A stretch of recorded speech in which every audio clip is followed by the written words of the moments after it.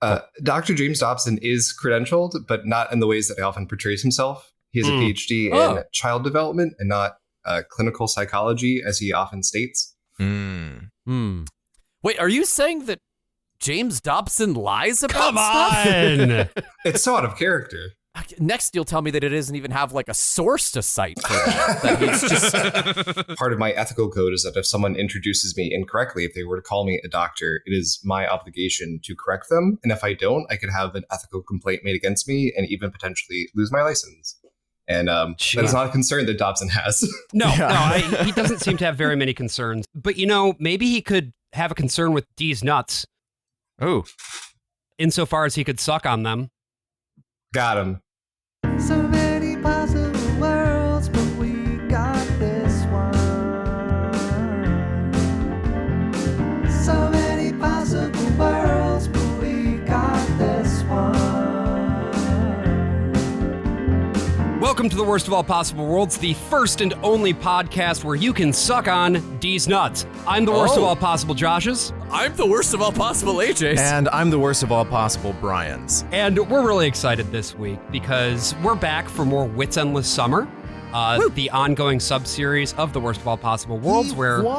Thank you, Brian. Where we talk about Adventures in Odyssey that... Wait, no, that's not right. What? We're going to be talking about the organization that produced Adventures in Odyssey, Focus on the Family, based out of Colorado Springs, Colorado, as well as the organization's founder, the doctor we've been talking about, Dr. D's Nuts himself, James Dobson. And I've got to tell you, Jake, I was kind of upset when Josh recommended this topic for the episode because I was excited to get you on to talk about Adventures in Odyssey. We'll just have to do it another time if you have decided that you don't hate us. A childhood full of memories of it. Just to frame up our guest here real quick, he is the co-host of one of my favorite new podcasts of 2024. The show's called I Hate James Dobson. It's a bi-weekly podcast where he exposes his co-host, Brooke, to the many, many writings of our favorite Focus on the Family founder, Dr. D's Nuts James Dobson himself. Favorite doing a lot of heavy lifting there, Josh. Jake, welcome to the show. Thank you so much for having me. Very happy to be here. How many episodes of Adventures in Odyssey have you listened to, Jake? When I was a kid, I listened through the first 50 albums. Best New Small Town or whatever was like around when they got the new John Avery Whitaker's around when I stopped. But Jake, I do think, I just have to say, I have to condemn you for doing something I would never do, which is introduce some unsuspecting member of the non-evangelical world to all of the horrors of Focus on the Family. Imagine a world where that was true. You two have such a delightful rapport on your podcast, and I don't understand how Brooke can remain so sane over the course of all of this. Like she seems to come into each new episode like just completely cleared of all of like the poison of the previous one, and I must know her secret, Jake. She would say her secret's association. Okay. Oh, I see. Good. All right. Writing that down. Why do you hate James Dobson? How much time do you have? So I grew up evangelical and surrounded by his writings, so I've always kind of fostered this hatred for him. But since doing this podcast, I've learned so many more reasons why I hate James Dobson. And it's this kind of Russian nesting doll of hate and bigotry, and also just stupidity. He's not a good writer. He's not particularly eloquent in his speech. And it's very frustrating. And also, your hatred of James Dobson is so intense that it has landed you, and I'm just seeing this note here, it landed you in Time magazine? Is that true? It sure did. Yeah. Pettiness is a train that you can ride forever, apparently. Absolutely. Yeah. The only time I've ever appeared on Time magazine was when I was Person of the Year, when they made the cover reflective enough that we were all the Person of the Year. I think Jake might be too young for that. Oh, no! So elderly. It was 2007. Fucking geezers out here with our Time magazine, right? Do you physical remember? magazine? I was told that magazines, we printed them down on physical paper. Every fortnight you'd get one. I realized just after talking with friends and loved ones who didn't grow up evangelical, they don't understand a lot of my references and traumas and histories. And so I got very You're tired just of looking having... around saying, everybody, it's a big, big house with lots and lots of room. The reason that we brought you on for this episode specifically, Jake, is that we, as I mentioned, are talking about a really important point in the history of Focus on the Family. Sort of a major inflection point in the development of the organization, as well as James Dobson's own professional life. And that is the interview that he did with Ted Bundy, the famous serial killer. Oh, no, come on. That's probably the last time I'm going to use it this episode. That's actually really good. Theodore Bundy, born on a Monday. And so, buckle in. Listeners, this is obviously like content warnings abound for this shit. We're going to be talking about one of the greatest monsters in the history of the United States of America. Yeah. And I'm not talking about the serial killer. Oh, got him. Spicy. It is so funny. I had never seen a photo of James Dobson until doing research for this episode. I had never seen him speak. He's so hot, isn't he? I spent most of my notes just like saying things that James Dobson looked like to me, and we'll get to those as we go. Oh, yeah. Oh no, this is your C.S. Lewis thing all over again, isn't it? Yeah, but I don't have too More many. of the Dennis Prager treatment, really. Yeah, that feels more accurate. Josh, I think you came out in defense of like Prager's charisma, and I didn't think that Prager had a lot of charisma until I saw James Dobson, and I was like, oh, well, if we're grading on that scale, It's a curve, yeah. Prager is fucking riddled with that riz. Is that right? Is that He's actually rizzled with rid. Oh, he's rizzled with rid. Yes. He's currently feuding with Baby Gronk. That's right. Yes. I read it in my magazine.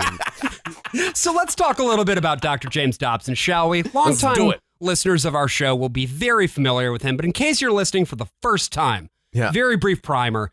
Dr. James Dobson, I keep Dr. D's notes, James Dobson, born in 1936 in Shreveport, Louisiana. He had sort of an upbringing where his mom beats the shit out of him, and he ends up making it all the way to getting a PhD at the University of Southern California in 1967. This is a degree in child development. Like you were saying earlier, Jake, this is not actually the same thing as a clinical psychology or psychiatry degree. The layman could be forgiven for confusing the two or using them as the same, but they are technically separate. At least nowadays, a clinical psychologist is a lot more about like testing and evaluation. So if you need to get diagnosed with like autism, for instance, you go to a psychologist and not just a therapist. Yeah, from what it sounded like reading Dare to Discipline a long time ago, he's always citing these case studies that I thought in those cases were him directly working with patients. But the way he describes a lot of his work around the Ted Bundy interview, it makes it sound more like he was a research scientist at the hospital. On I Hate James Dobson, we call it the slipperiness of his language, where it's like, oh, it's kind of true, but also when you extrapolate it too much, it becomes significantly less true. And in 1970, Tyndale House, a Christian publisher, publishes Dobson's first full-length book, which is entitled Dare to Discipline. And the gist of that book is that in order for your children to not become little monsters, you need to beat the shit out of them. Yeah, you need to be like my mom and throw a heavy metal girdle at them. Yeah, exactly. By the way, to be clear, when Brian says my mom, he's referring to James Dobson's mom. Not my mother. No. But yeah, if you want to learn all about those books, the series of bangers that he wrote throughout the 70s and the 80s, you can hear all about it on I Hate James Dobson. Yes. So go check it out. Because we're not going to read those fucking things. God, no. Absolutely not. Also, this is wild to me, but Dobson got his doctorate in 1967 from USC, the same year that George Lucas graduated USC. Whoa. On the back of this profile from this book and the other stuff that he starts publishing, he establishes a new nonprofit organization dedicated to the advancement of the nuclear Christian family. This organization is called Focus on the Family, established in Arcadia, California in 1977. For a while, he kind of does both. He works at the USC Medical Center and does work at Focus. Yeah, he's a switch. Right. His verse. Eventually, the organization grows so much that he can't really do both at the same time anymore, so he leaves USC in 1984. He was also a part of the American Psychological Association, APA. Okay. And he left that in 1975, when they declassified homosexuality as a mental illness. He resigned from that out of protest and took a sabbatical from USC at the same time. Well, and it's interesting for Dobson to be part of that association. I know you can kind of just be a member of an association, right, and not be a decision-making member, someone on a board or something. But I'm assuming Dobson was someone who wanted to influence the field of psychology. Absolutely. Yeah. And so then when he didn't, he went on to influence pop psychology. Absolutely. To take a little side note here, when Dobson is about 20 years old, there is an arising movement in the 1950s, largely from Catholic groups. There are some big Protestant groups, but this is a lot of big Catholic pressure groups. Kind of the big wave of reaction against movies had failed at this point, and the Hays Code had succeeded as a sort of self-regulation of the Hollywood industry. So they found other targets, namely comic books at first. So one of our big moral panics is around Batman being gay. Oh, that's right. Yeah. And about, the Rizzler being dangerous. You've matched Riz with the Rizzler. Kids are going to think it's okay to go to Costco and eat large cookies. Double chunk chocolate cookie. In 56, there's this guy, Charles Keating, totally normal dude. He's a lawyer. He is also someone who has a lot of interesting ideas for finance. He founds a group called Citizens for Decent Literature. The next year, 1957, he testified before Congress that porno is, among other things, part of, big quotes, capital letters, the communist conspiracy. Communists have all the fun. Yeah. Right? More like sees the meat of production. Am I right, folks? Whoa. Sees nuts of production. Citizens for Decent Literature, or CDL, it gets shortened to, which helps because they changed their name a whole bunch of times and just keep the initials. In the 60s, they produced this film called Perversion for Profit, which is now in the public domain, and you can watch it in its entirety anywhere, including just like on the Wikipedia page for the film. Perversion for Profit is all about warning your neighbors and family and children about porno mags existing.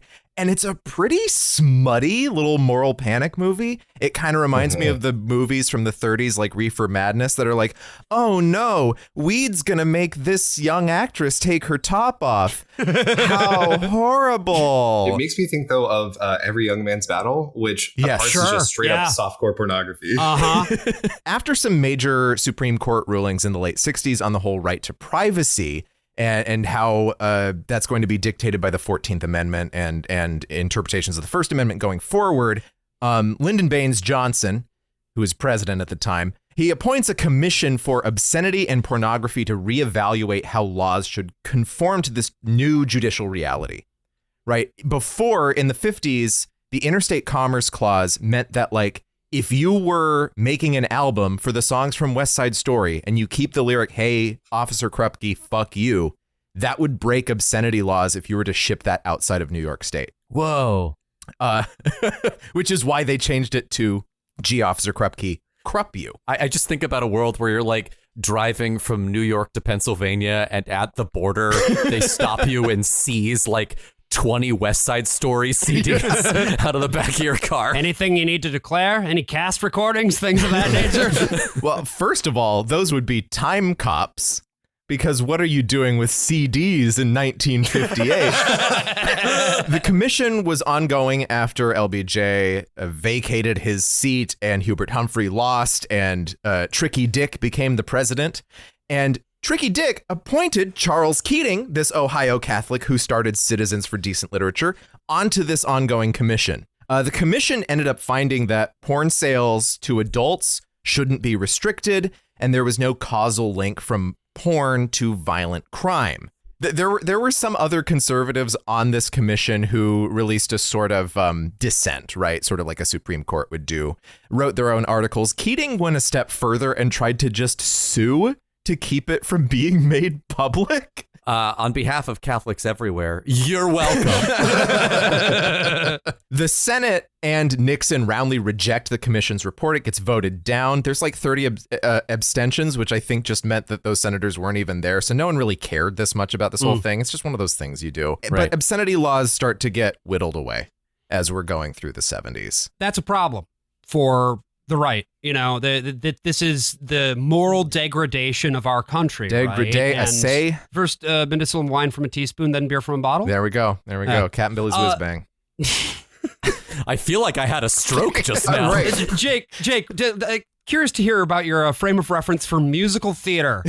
This will help us calibrate the show better to your needs. What kind of gay are you? Exactly. Right, I am a homosexual, so there's at least a baseline understanding. Okay. But hey, you know, speaking of homosexuals and somebody who did not like them, Ronald Reagan. In 1985, well into his presidency, Ronald Reagan orders Attorney General Edwin Meese to commission a new report on the effects of pornography. The fucking Johnson one got it wrong. Yep. We're going to get it right this time. We're going to correct the record. And one Dr. James Dobson, as well as one Charles Keating. Dream team. That's right. Yeah. They, among others, are selected to serve on the committee. And in 1986, they released the Meese report, which is almost 2,000 pages long. Yeah. It's so long. Yeah, it is very long, and apparently only one person has ever read it in its entirety, and we will get to that a little bit later. I'll tell you who it wasn't. It wasn't me. Yeah. Anyway, recommendations in this report include a federal ban on phone sex, that states institute mandatory felonies for repeat offenders on obscenity charges when they're convicted, and also that attorneys general should use RICO charges, racketeering charges, basically, to go after producers of obscene material. Yeah, if there's one thing Charles Keating hated, it was racketeering. I will say there were a couple good recommendations in the report as well, most of them to do with child pornography, specifically like establishing federal guidelines and stuff around that. One of their things that ended up getting signed into law was that all producers of pornography need to get the ages of the performers and have physical proof in writing of those ages. That went into law a couple years later. So the point is, it wasn't all bad. No, it wasn't just a conservative thing. There were a number of different people working on this commission. They disagreed on a number of things. And so, like, there's not a whole lot of ban language in it. There's a lot more of use laws that are still on the books that could be struck down but haven't yet. There's a lot of like form local organizations to pressure City Hall for, you know, local level ordinances that could remove stores from your community. Except for the federal phone sex ban. That was like the first recommendation. That didn't happen. Because that's an interstate thing. And we'll get back to the phone sex thing a little bit later too. God, how would you enforce that? That's very carefully. Yeah. Luckily for me, it's still there. I need my phone sex.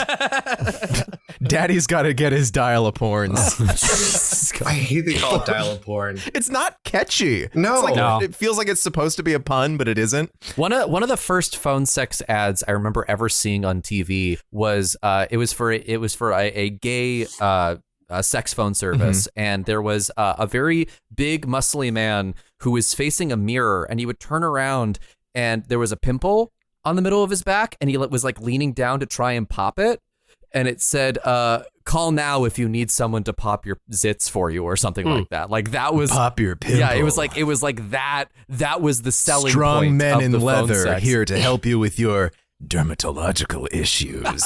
I feel like that would go really well on TikTok now. Yeah. This is part of Reagan's large accelerated project to make America great again, as he said in his speech.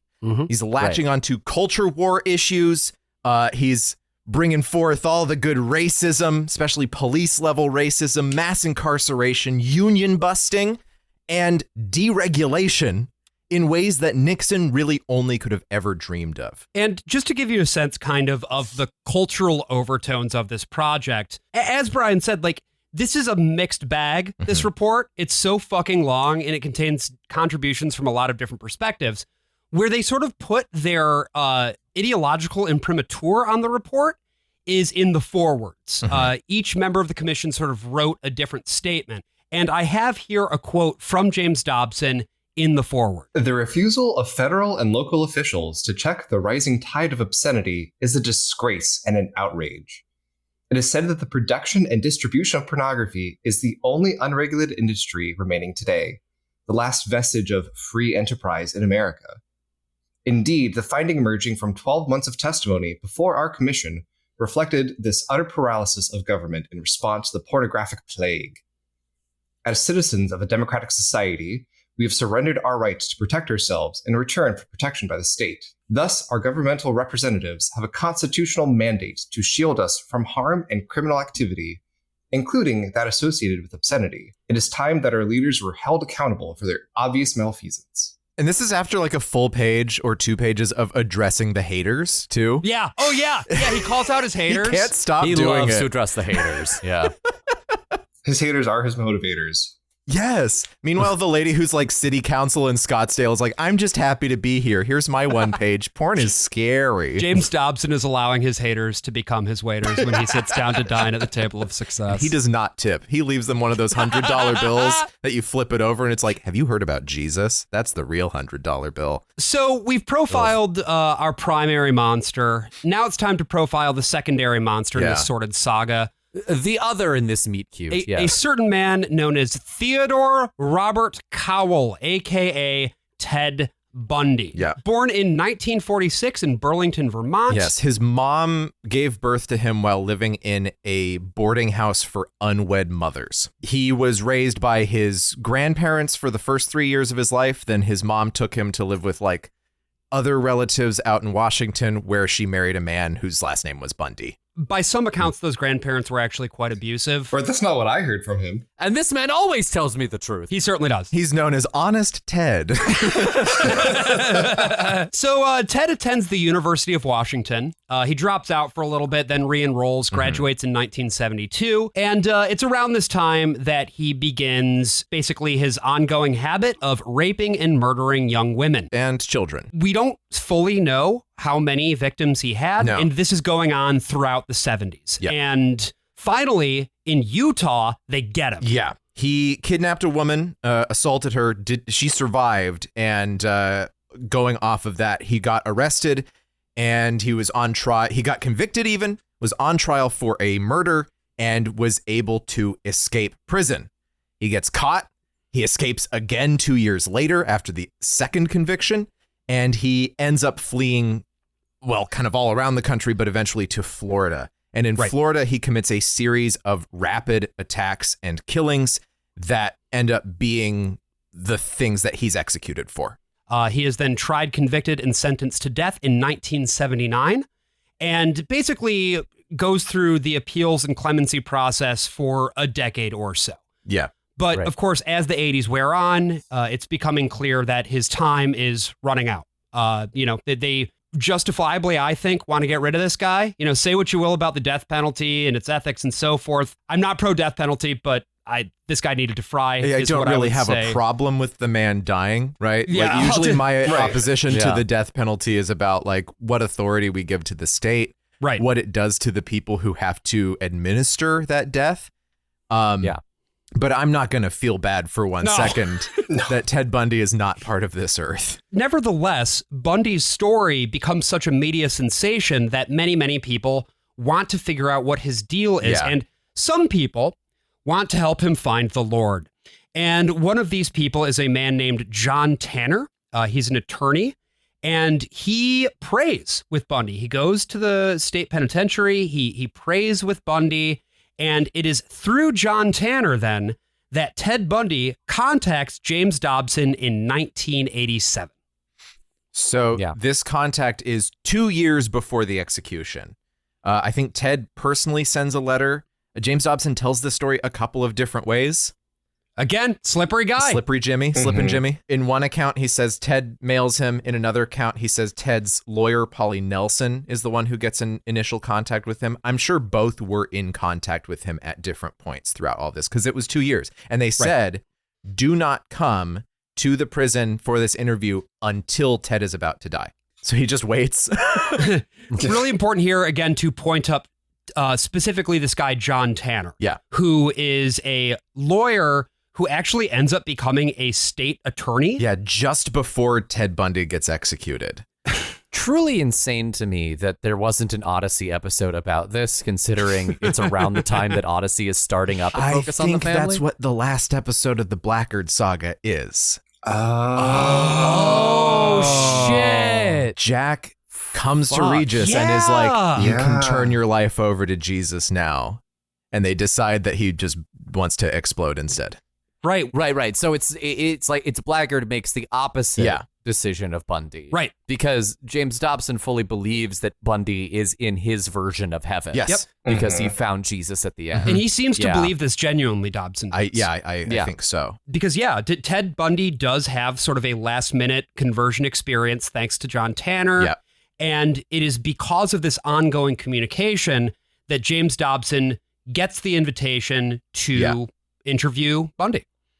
So this death warrant has a very short deadline, 10 days. Yep. Because for the last decade, they've been getting stays on this execution left and right.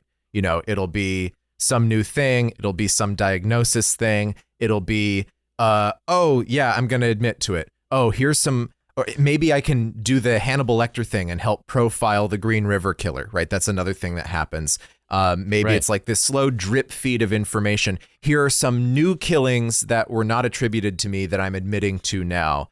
And I could admit to even more and help get bodies found if I stay alive, right? And so the last big thing is, I'm a Christian. I turn my life to Jesus.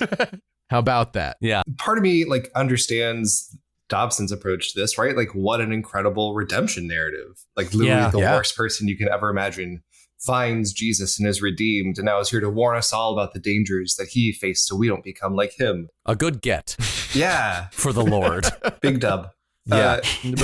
Dobson also talks about this interview all the fucking time. All the time. I think it's in every book I've read of his so far. Yeah. The last time I saw him cite it was this year on his blog in April. Oh my God. Wow.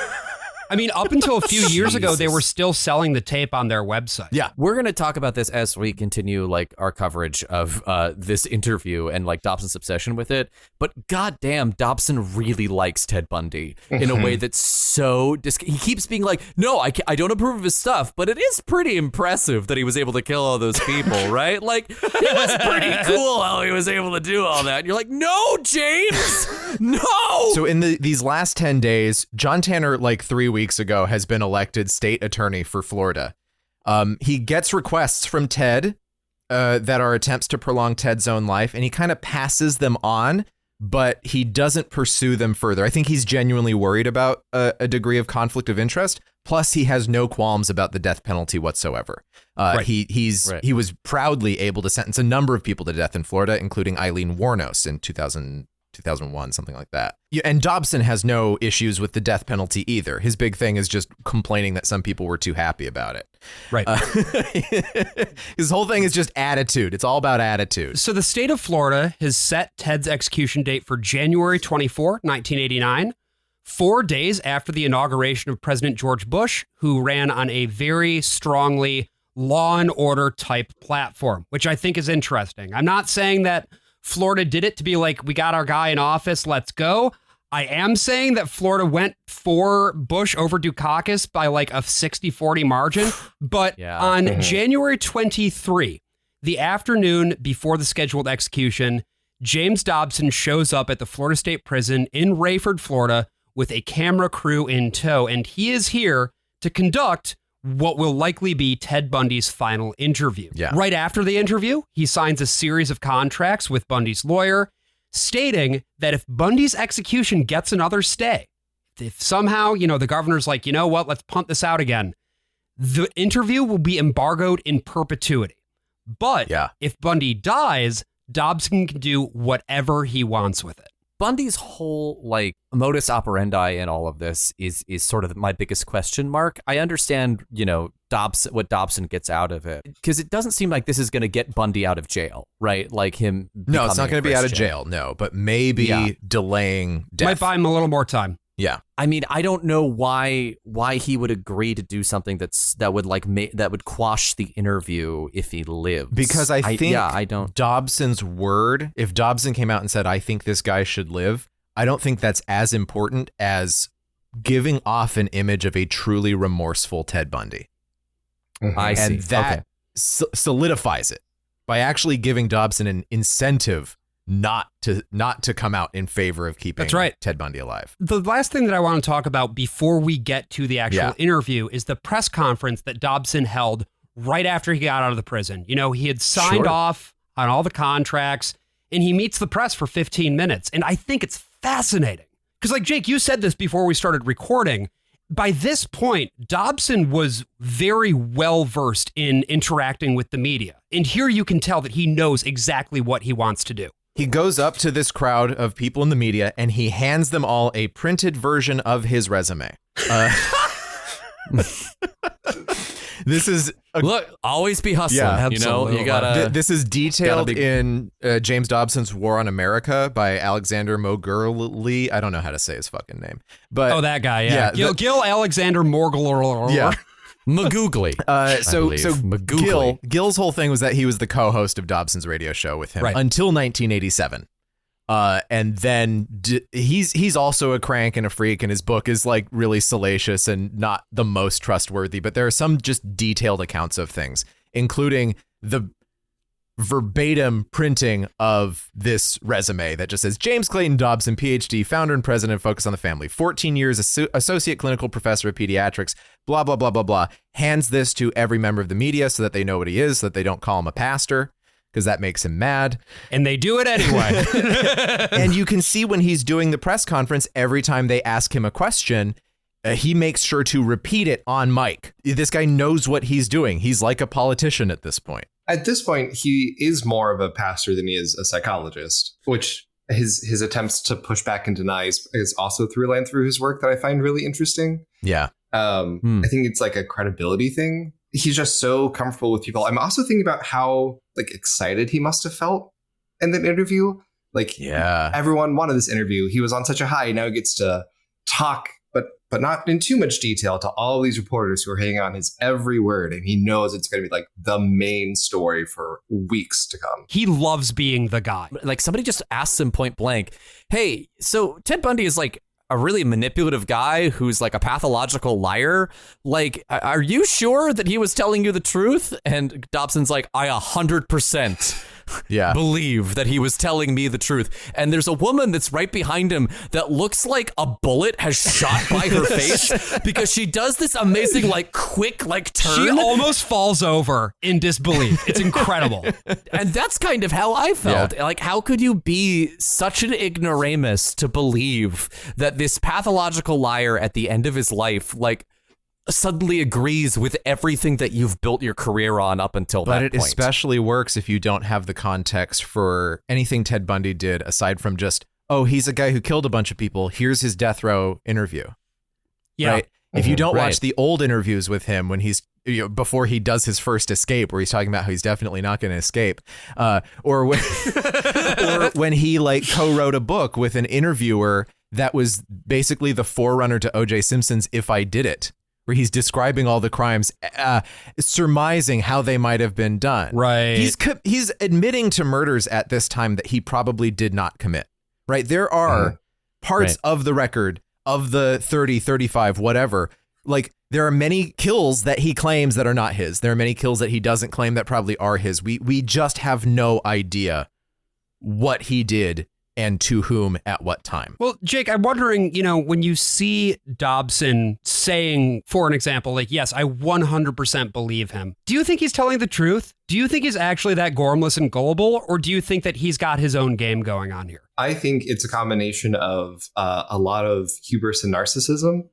And again, it makes a really good story. If this is the belief that like, oh, this salvation can truly transform a person's heart, then of course he's telling the truth. He has Jesus now. And why would he lie? His lying in this way would bring him nothing. And I think James Dobson also convinced himself that it's true. Yeah. He was honest. Dobson believes that he is perfect, right? That he is a perfect holy vessel on this planet for the Lord's design. So Bundy couldn't lie to him because you can't lie to God. Yeah, he's got a spiritual gift. He can figure out if he's lying too. In this press conference, he looks very authoritative in a way that in the interview, he looks like he is getting his ass handed to him at every turn. And the note I took here for the interview version of Dobson is you would think with the amount of money Dobson got from killing kids, he could at least afford glasses that would fit his face. The entire interview, they're askew and his head is tilted to the side. Like, he looks like if like a mole were granted the gift of eyesight, like it's just, he looks so off of his game here. Yeah. In a way that when he's at the press conference, he's walking on cloud nine. But God, it is so clear that he is so terrified to be in the same room as Ted Bundy. Wouldn't you be? I mean, come on. Of course I would. And the thing he talks about how there's 2 guards, there's like 3 guards surrounding Bundy so that Bundy doesn't leap across the table and like yank his throat out at any moment. But it's just like the fact that he comes out there going, yeah, I totally domed Ted Bundy. And I'm like, my buddy, you did not. Because on the one hand, if the stay gets granted, then Dobson's word is what happened. And if the stay doesn't get granted, he has exclusive ownership and distribution rights over the most coveted half hour in American television. And that's exactly what happens. By 7 a.m. on January 24, 1989, Ted Bundy is dead. Yay. And people in Florida came out to celebrate outside the prison. People held frying pans in their hands. You know, fried Teddy Fry is what they were chanting. What I will say about this interview is that it is certainly a performance, right? There isn't a, I think, truthful moment from him in the entirety beyond a couple of looks that he gives that are absolutely chilling. Yes. But he's not a virtuoso. This is not, you know, people talk about Ted Bundy like he was some kind of fucking master, you know, the handsomest, sexiest man who could convince anyone of anything. It turns out you can just convince people of stuff by just saying it flat. Yeah. Like most people are honest in most of their dealings day to day, and they assume honesty in other people. And Ted Bundy, who looks clean here, I don't really buy. He's not busted, I guess, but he's not like a super attractive dude. And when you look at him in the 70s, that guy looked like a fucking wolf man. He was freaky as shit. But people always overplay this like handsome, you know, they cast Zac Efron to play him in a Netflix movie, or Luke Kirby for that Elijah Wood movie. You could see it in the eyes and the intensity of it, I suppose, like where the charisma came from. And he knew how to tell people what they wanted to hear, which is exactly what he does in this interview, right? Dobson repeatedly gives him very leading questions. He's portrayed often by these very beautiful people. It's very handsome. And I think this interview plays into that as well, right? Here's this charismatic, mysterious, complicated, kind of person, as opposed to just, no, he's a piece of shit through and through. Yeah, he just sucks. Like, sometimes a dude just sucks. He just lies. You can just lie to people. And so the interview that we watched, the version of the interview that we watched, was broadcast in 1989 on an independent Christian television station in Indianapolis. Yeah, that's what you can find in full on YouTube. Yeah. Fun little fact about this station, just because I looked into it later. Up until last month, they continued to be an independent Christian channel, but they couldn't make ends meet, so they had to become a Univision affiliate, which I just think is so fucking funny. I love that. So now it's just, you know, Spanish language programming. Now it's just Spanish. Yep. Anyway, this interview begins with Dobson saying, you know, hey, Ted, it's 2:30 p.m. What's on your mind, man? And Ted is on message from the jump. He says, I'm calm in large part because I'm here with you. Come on, man. Get fucking real. The only person on this planet that would be calmer by having James Dobson that close to your face. Yeah. So this is what the sort of opening salvo sounds like here from Dobson. Yeah. And the sound is going to be weird. I've pulled this from a couple of different sources. This main broadcast has very poor sound. There are a couple different kinds of noises going on throughout the interview. So I've grabbed from here and from a much cleaner source. You're going to sometimes hear the audio kind of jump back and forth in different ways. And it's going to sound weird either way, even with the cleanup that I've tried to do, because that's just the nature of things. But yeah, bear with us here. I think it's mostly legible. First of all, you, as I understand it, were raised in what you consider to have been a healthy home. Absolutely. You were not physically abused. You were not sexually abused. You were not emotionally abused. No way. And that's part of the tragedy of this whole situation, is because I grew up in a wonderful home with 2 dedicated and loving parents, one of 5 brothers and sisters. A home where we as children were the focus of my parents' lives, where we regularly attended church, 2 Christian parents who did not drink, they did not smoke, there was no gambling, there was no physical abuse or fighting in the home. I'm not saying this was Leave It to Beaver. It wasn't a perfect home. Well, no, I don't know that such a home exists, but it was a fine, solid Christian home, and nobody, I hope no one will try to take the easy way out and to try to blame or otherwise accuse my family of contributing to this, because I know, and I'm trying to tell you as honestly as I know how, what happened, and I think this is a message I'm going to get across. So what jumps out at me here at first is just this really weird, circuitous manner of speaking that he has. Yeah. It's so clearly calculated to a purpose, right? He knows who Dobson is. He knows what Dobson's whole, like what he's looking to hear. And so he's regularly calibrating his speech to match those ideological priors. I'd be very curious to know, and I don't think we ever will, but I'd be very curious to know how many of Dobson's broadcasts he's listened to. Yeah. He knows Dobson, and he knows the way these guys talk because of his relationship with John Tanner, right? So he knows the lingo. He's read the Meese report. He knows precisely what they're looking for. He hasn't scripted himself out to say exactly the way that he wants to say it, but he does have the points that he wants to hit. It's like when someone talked to Donald Trump in the morning about like one issue, and he's just kind of doing his usual thing, Graydon Carter, whatever. And then he's like, but then in Syria, there's a big problem in Syria today. And then he says something like weirdly specific, and then he kind of says it 4 times, and then he goes back to Graydon Carter and like whoever was mean to him. Ted is just hitting the points, and I think a lot of the time it's just sort of mirroring. It's just sort of bouncing and seeing how Dobson is reacting to it. And then, oh, okay, this is the thing to hit. Christian home. But like we said before, with his family, he says, oh, it wasn't Leave It to Beaver, to say it basically was Leave It to Beaver. I was raised by 2 loving parents.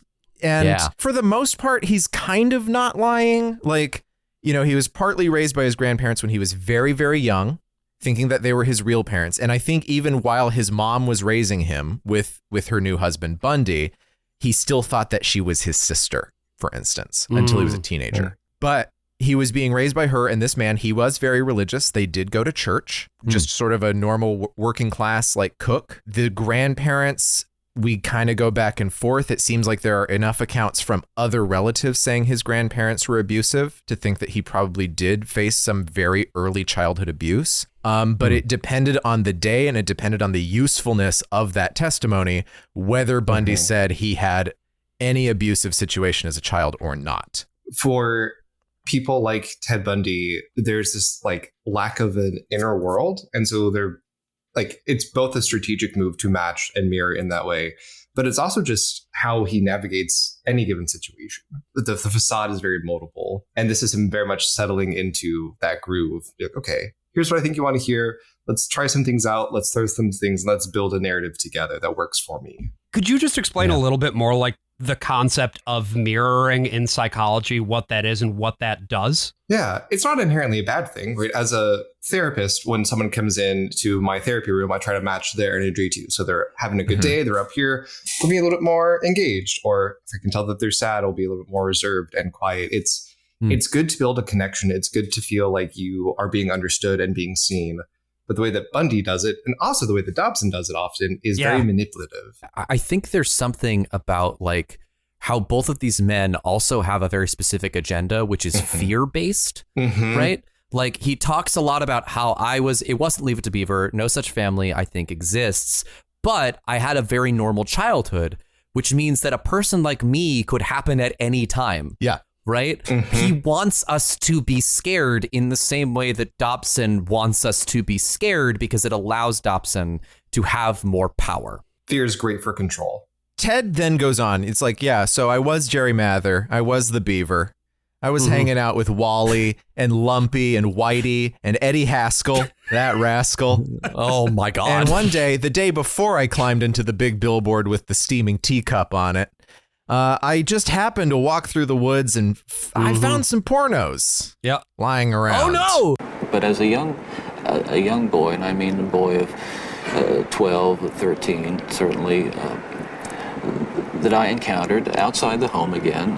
12 or 13. In the local grocery store, the local drugstore, the softcore pornography, what people call softcore. Archie Comics. But as I think I explained to you last night, Dr. Dobson, in an anecdote, that as young boys do, we explored the back roads and sideways and byways of our He's so neighborhood. fucking And annoying. oftentimes people would Get to the dump point, bitch. the garbage and whatever they were cleaning out of their house, and from time to time we'd come across pornographic books of a harder nature than Books? more graphic, you might say, more explicit nature than we would encounter, let's say, in your local grocery store. And this also included such things as, let's say, detective magazines and more Those that involve violence. Yes, and I and this is something I think I want to emphasize is the most damaging kinds of pornography. And I'm talking from personal experience, hard, real personal experience. The most damaging kinds of pornography are those that involve violence and sexual violence, because the wedding of those two forces, as I know only too well, brings about behavior that is just too terrible to describe. One of the most interesting things to me about this interview is that every so often Dobson will do something like what we just heard there, where he'll kind of lean and be like, "Oh, so you mean things with violence?" And it's like, but that he didn't say that. Like, yes, that's probably where he was going. He's not asking, could you be more specific, right? No. Or could you describe why that was the thing? No, he leads it. So he's leading him sort of down a very specific path. And Bundy is clearly hoping for him to do this because it makes it a lot easier for him. Yeah. It means that he no longer has to compile a narrative of his own that's going to match what Dobson is looking for. Instead, he can just follow the breadcrumbs that Dobson is leaving for him. Right. And that lack of specificity means that I, at the end of this interview, don't know even exactly what kind of hardcore pornography he's talking about, really. Mm-hmm. He said he was led to his violence by detective novels. And I'm like, Dick Tracy did this to you? It was Detective Comics, actually. It was Batman. So you'll notice that the sound got worse when he mentioned detective novels. The clean sound that I have of this is from Dobson's lecture. Right? The tape that he releases where he's talking to the kids about jacking it to pornos. Which we'll be talking about more later in this episode, by the way. When it gets bad is when I'm back on that Indiana Christian TV station. So that's something he cut because it's passé. No kid is reading, slutty, Captain Billy's whiz-bang. Detective pulp novels. But if you were a kid growing up in the 50s, you'd be aware of this sort of thing. Right. These crime magazines would be like, they were called True Detective or Fact Detective was another weird little term of the dial-a-porn of true crime. And they were usually based on true criminal stories, but they were fabulized. They were told in a fictional way and usually involving some woman in a negligee on the cover. So when he's talking to Dorothy Otnow Lewis, a psychiatrist who he does an interview with the morning of this very same day and who's been working with him for a while because she was brought on by the defense, he claims to her, making no mention in his teenage years of seeing porno mags, he tells her he goes to the library and reads pulp detective novels for a rush, for a sort of sexual thrill. Years earlier, he also said this to Bill Hagmaier. Bill Hagmaier, it should be noted, is a detective. So he tells a detective that he's really into detective magazines. And to complicate this further, to Anne Rule, the author of The Stranger Beside Me, his old friend who used to work at the suicide hotline with him, she wrote this whole book about him. He wrote her a letter saying he never read crime magazines and he didn't know why anyone would. A former girlfriend of his said that she never saw porn at his house and thought that was kind of notable. She was kind of used to seeing like a guy who would have like a Playboy in his bedroom. There are accounts from neighbors and relatives and Ted's own accounts, again, to Dr. Lewis about really when he was a teenager peeping into windows. That was his thing. That was his main sexual activity. And also occasionally just taking his clothes off and going into the woods nude for a while when he was like 13 or 14. Dorothy Otnow Lewis, it should be noted, is someone who has a very specific theory that she is always trying to push in the same way that James Dobson is. She is one of those people who shows up in court trials all the time and has a professional reputation that depends on the theory that spree criminals, serial killers, are operating often with cases of DID, dissociative identity disorder, and are committing their murders while in a manic or hypomanic state. Okay. That will come up again later. Yeah, I was going to say, you hear that also weaved into Bundy's testimony. Wow. God. But it doesn't. What a piece of shit. It doesn't feel coherent, does it? No. And the thing that he says to Dr. Lewis isn't necessarily true either. He could be telling Dobson largely truthful things, but the thing is, we just can't trust it. Right? There's just simply no point that we can look at and say, well, this is the one time that Ted Bundy is being honest. So here's one for you, Jake. In your practice, if you have somebody who's coming in and, telling you stuff that seems like maybe it doesn't quite add up, or, different things from different perspectives, different pieces that sound like the truth, but maybe they're not the full truth, what do you do? Like, what is obviously with Ted Bundy, there was no way to ever really get the truth out of him. But like in psychology, what is the best practice for this? Well, my job is not to be a detective. So in some cases, the person's lived experience, whether or not that's actually true, matters more. But I often find that when people are not being fully honest, they're not good at being consistent at that. And so there'll be bits and pieces where they'll say something that's like, okay, well, you said this thing over here. So without being directly accusatory, I'll just say like, hey, connect those two bits for me. I don't understand how they fit. People are really bad at lying consistently. And we see this, Bundy doesn't have one set story. He's telling people what they want to hear, but he's telling 1,000 people 1,000 different stories. And I think there's even a degree, you tell a story long enough, it becomes this weird sort of thing, even if you're telling the truth. If you just sort of decide on an interpretation of that story. Like I was in a bad car accident once and I had to tell that story to 911. I had to tell my parents about it. I had to tell an insurer. I had to tell another insurer. And you say it over and over and over again. And telling the truth, it stops being kind of real. Right. And so when you're creating this sort of fabulous, and I don't know if it's maybe different for someone with psychopathy in their diagnosis, but like this is years of sort of formulating an answer for why he did what he did after years of saying, I did not do it. At what point does Ted Bundy even know? Ted Bundy is clearly lying, but it's not that he secretly holds the truth in himself. I don't think he knows what the truth is. When you remember something, you're not remembering the event. You're remembering the last time you remembered it. Yeah. So all those little shifts in memory build up over time. And with someone who is so empty inside, that it just shifts so rapidly and easily and fluidly. Yeah. Live in the moment derogatory.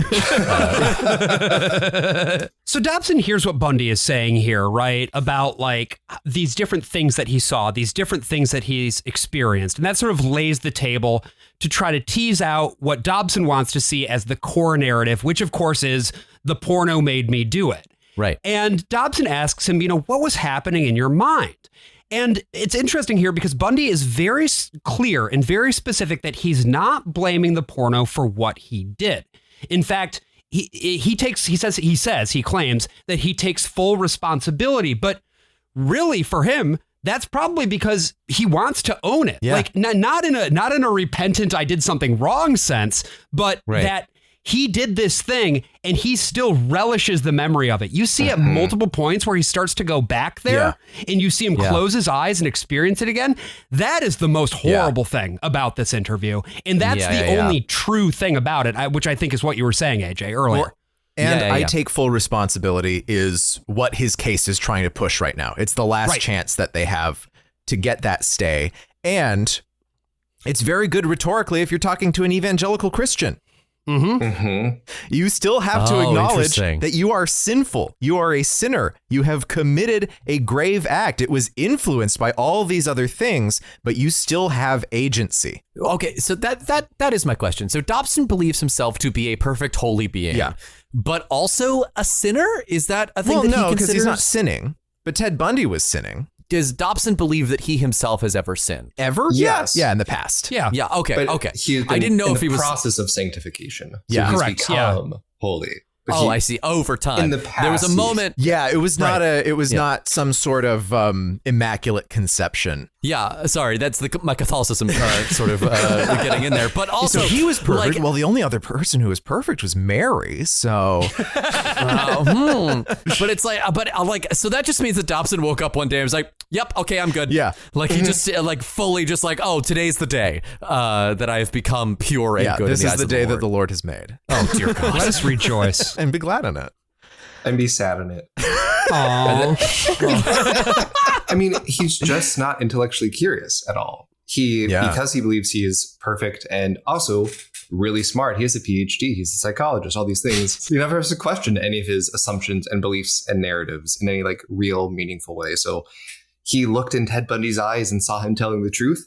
Yeah. That no one can tell him that's not real. And he doesn't have to question if that's real or not, or if he was perhaps manipulated. Mhm. Yeah. He knows he's real, and that's end of sentence. That's the end of the story. Well, and something very interesting then happens right after that, too, because they have that moment of connection, like you said, and then Dobson's like, okay, now it's time to bring it forward to the next stage of the narrative that I have about porno, which is that at some point, you know, you reach the edge. And there's this edge where the porno can only take you so far. And then at that point, You have to stop for a bit. that's right. And then you can start edging again. but only when the nice lady tells you can. You have to let it linger. Did you have to let it linger? Basically, Dobson says, like, what pushed you over the edge? Because Dobson also asks him how long he was sort of in this state of being like agitated with the pornos before he started murdering. Ted hems and haws and ultimately says that it was like a few years. And so naturally, the next question is, well, what pushed you over the edge? Once again, Ted balks. He's like, well, it wasn't that I was pushed over the edge. Like, I did this. I was not helpless. I was not forced into this. However, he talked then about the sensation of doing it. This is when you see him reliving it. Dobson is like, well, was it a frenzy? Once again, he balks. It's like, well, it wasn't a frenzy because that means that I didn't have agency. But then he remembers another thing that he wants to bring in, which is the alcohol. Another factor here that I haven't mentioned is the use of alcohol. But I think that what alcohol did, in conjunction with, let's say, my exposure to pornography, was alcohol reduced my inhibitions. At the same time, the fantasy life that was fueled by pornography eroded them further. In the early days, you were nearly always about half drunk when you did these things. Is that right? Yes. Yes. And Dobson kind of prods it even more as like, oh, it was always happening. And Ted starts to hedge more. It's like, oh yeah, well, mostly, well, almost all. Yeah. Just keep saying, yeah. No, it's like, what's going to get the best reaction here? He's not really sure. You can see him being like, what reaction am I trying to get here? How do I want to play this? How do I want to angle this? So then we go back to Dr. Lewis for a second. Again, her main focus is dissociative identity disorder. Dorothy Otno Lewis. So her belief is this dissociative identity, manic or hypomanic phases. This is when the killing happens. So when he talks to her, she's able to sort of wheedle out of him this idea that he hears this other voice in his head, this other Ted that he refers to. Even refers to like when he'd be in the frenzy. And he does talk about frenzy with her again, the same day, the morning he does this interview with Dobson. Wild. And that even that voice actually sounds different when he speaks with it. But I can't believe that, because as soon as Dobson is like, it was like a frenzy, wasn't it? He's like, no, you know, he can't give up too much of his narrative for the sake of control. Yeah, I would just like to be even more specific. Dobson says the phrase sexual frenzy, and I could have gone my entire life without hearing James Dobson use the phrase sexual frenzy. AJ, the sexual things I have heard specifically from James Dobson in my lifetime, just be grateful that we show you what we show you. Jake, what's the worst thing you've ever heard James Dobson say with regard to sexuality? Thankfully, I mostly just read his books, which is a different kind of sadism, but I don't have to hear him. So it's a little bit more abstracted, but don't you hear him in your head a little bit, though? Only my nightmares. Hearing him talk about like the development of why people are gay is really weird. It's like you didn't see your dad's penis enough in the shower, which feels like he needs to work through something on himself. Yeah, it really is weird how in the audiobook for a lot of his books, he just starts saying edge for me, like just over and over again, like near the end of every chapter. AJ, what were you listening to? Don't worry about it. James Dobson and Ashley Fires team up to do some JOIs. Yeah. So with this interview that he did with Dr. Lewis in that morning, this all shows up in Polly Nelson's book, Defending the Devil. She was his lawyer at the end of all this. When he's talking to Dr. Lewis, he talks about drinking, and he mentions the fact that to her, he has never talked about drinking in any of their other sessions before. Huh. In early cases, of course, he said he never drank. He did drink. There was in the time that he was representing himself in court, because that was happening for a couple of these cases, he actually was getting alcohol snuck into him, like by like a security guard who would like put it in like the juice boxes for his jail lunch. But it's hard to tell if he was an alcoholic before that, how he drank, if alcohol was any kind of thing. It was just another thing that he's folding into the narrative at this point, whether it's true or not. But he gets the alcohol in there because he knows it's also red meat to evangelicals. True. A good sector of whom do not drink. So Dobson pulls it right back again, and we get one more interaction here where he's trying to get him to say what he wants to hear. Some people would say that, well, I've seen that stuff and it doesn't do anything to me. And I can understand that. Virtually everyone can be exposed to so-called pornography, and while they're aroused to it to one degree or another, not go out and do anything wrong.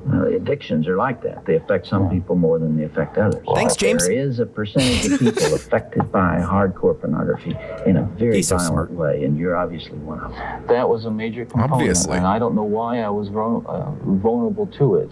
All I know is that it had an impact on me that was just so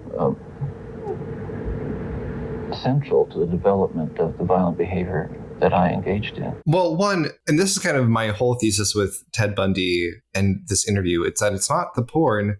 There's a lot of things, but it's also the lead, like the lead in the gasoline, the lead in the environment. That's why we saw a huge spike in violence in this time. And why, after taking lead out of things, we've had an incredible decrease in violent crime. Even though I would argue rates of pornography consumption have increased and the intensity of mainstream porn has also increased. Yeah, there's something being contended with in the 80s where we had a significant drop in violent crime basically following the New Deal. So in the mid-30s, during the Great Depression, crimes of all sorts start to drop off after this major public investment.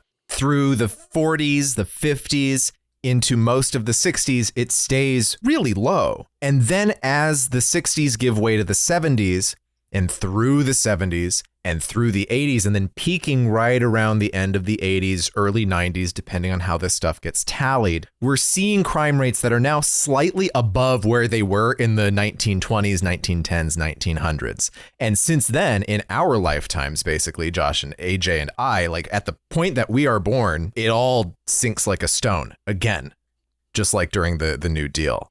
And a big factor in this has to be leaded gasoline and lead in the air that you breathe. And we do have still just mass murder, usually more in the form of things like mass shootings. Now, it happens all at once. But crime on the whole has dropped. It is nothing like what it was in the 70s and the 80s. More lies here from Ted, unsurprisingly. I'm just like doing the fucking CinemaSins ding every time Ted lies. You know, he says that like he was totally normal except for this one small part of his life. And then... Yeah, it wasn't like a pervert. Again, he contradicts this. He says that he used to like go on trips to Times Square and trawl around all the porno shops looking for filth and crime magazines. And here also, James Dobson says... Oh, so you mean you compartmentalized it? And it's like, that's not what he was saying, James. That's what you said. Nobody is listening in this conversation. No. It's like the fucking Elon Musk, Jordan Peterson interview. Oh my God. Driving the point home even further, Bundy doubles down on this and makes another claim where it's like, yeah, it could be me. It could be anybody. I'm no social scientist, and I haven't done a survey. I mean, I don't pretend that I know what John Q. Citizen thinks about this. But I've lived in prison for a long time now. And I've met a lot of men who were motivated to commit violence just like me. And without exception, every one of them was deeply involved in pornography. Starts talking like a pastor. Question, without exception, deeply influenced and consumed by an addiction to pornography. I'm really surprised that Ted Bundy, in a locked chamber full of only men, has come across some guys who are jacking it to porno. Right. But you do notice that all of a sudden he sounds like literally sounds like a different person. Yeah. Even the voice that he was doing there, it was like he was doing an impression of somebody else. Specifically Dobson. Yeah. He puts on a little bit of Dobson's southern accent in there. It's taking the mirroring to an absolute extreme. And Dobson must have felt over the moon at this point. Right? He's like, this is the most normal man I've ever met. I'm going to think about this interview every day for the next 40 years. Yeah, like, Jake, do you think that Dobson was, I mean, to the extent that you can enjoy something like this, do you think he was enjoying it at this point? Oh, absolutely. Right. He feels important. He feels so special because this was the last interview that was granted. There is a lot of matching and stuff that's going on. And just hearing exactly what he wants to hear, I think he feels that connection. And I also think he has big dollar signs in his eyes just progressively as this interview goes on. It's like, oh yeah, this is going to play real well. That's the clip that we want. Hey, whoa, hey, okay. So the money of this is not going to James Dobson. Let's be very clear about that. Come on. He is making no money off of this. Correct. Thank you, John Mulaney. Have you ever noticed that when you go and interview a serial killer on death row, they're always fake crying and then looking at you to make sure that you notice that they were fake crying? Yeah, that was a really notable piece here is, you get the crocodile tears start to come out here too. He does that thing where he's like trying really hard to like squint up his eyes to get a little bit of a tear to come out. You can hear him going, ooh. He pulls it off really though. He pushing actually it gets some big tears, and they just kind of sit there on his face for the rest of the interview. And then he looks him right in the eyes, tells him exactly what he wants him to hear. This is the script this is 100% every single word that he needed to say. And what scares me, and let's come into the present now, because what I'm talking about happened 30 years ago. That is, in my formative stages.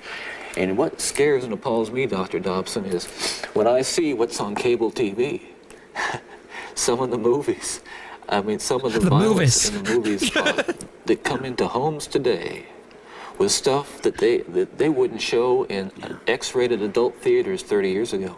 This stuff... The slasher movies that you're talking about.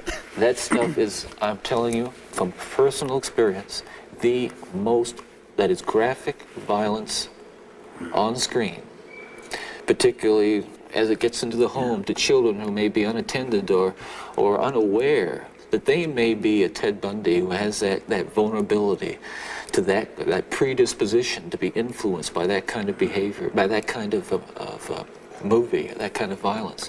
There are kids sitting out there switching the TV dial around and come upon these movies late at night, or I don't know when they're on, but they're on. And of course you don't know when they're on. You don't have it's TV. Scary when I think what would have happened to me if I had seen. Scary enough.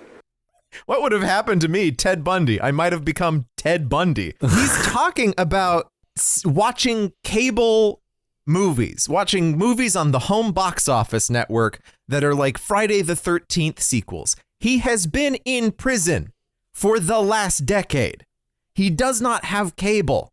He's reading about this in magazines and hearing about it from James Dobson on the radio. Well, and he's smiling here too. Like he this is where he really starts enjoying the fact that he can see that he's reeling Dobson in, and he really starts to enjoy it here. America, humans in general have a lot of violence as just part of how we navigate a cruel world. But America specifically was founded on genocide and slavery. So it's always been an incredibly violent culture that people have always been exposed to. And just the fact that you're seeing it in a different medium, to me, doesn't make any meaningful difference. Also, Dobson will discard any of these, but we have a lot of studies that show there's not really meaningful correlation between violence on TV or video games or whatever and like real world violence. Again, like we've had a lot of video games, more video games than ever. We've had a lot of violent media TV shows, movies, and violence has been on the decline our entire lives. Mm-hmm. Right. It's almost as if you have an outlet for some of that stuff, perhaps you don't or act it's on just it. not related. It's hard, Yeah, it's All just in any way. Or the ways that are related are really complicated and nuanced. And it's not a one-to-one of like, you see this and then you do this. The ways that it moves through the brain, we don't really understand. Well, that's the thing. It just depends on the right kind of person. The certain kind of person who loves to get half drunk on beers and get really crazy looking at Playboy mags. By the way, something about that last Bundy clip that I also wanted to mention is that as he's going through that bit, he mentions that there ought to be a ban on phone and mail order porn, just like was recommended in the Meese report. It's like, you actually read all 2,000 pages of that shit, Ted. God damn it. Ted is also regularly just getting nude photos from women all around the country every single day that he is on death row. So many that he just starts giving it away to the other inmates. Dobson takes a moment to ask one last question about Ted's final confirmed victim, who was a 12-year-old named Kimberly Leach. And this is how that interaction goes. One of the final murders that you committed, of course, was apparently little Kimberly Leach, 12 years of age. I think the public outcry is greater there because an innocent child was taken from a playground. What did you feel after that? Were there the normal emotions 3 days later? Where were you, Ted? I can't really talk about that right now. That's too painful. I would like to. It must be so hard for him. Convey to you what that experience is like, but I can't. I won't be able to talk about that. Okay. So I want to just read a little something here. This is from the end of Polly Nelson's book, Defending the Devil. This is the very last 2 paragraphs of it. When I finally could, I watched the videotape of Ted's interview with the Reverend Dr. James Dobson,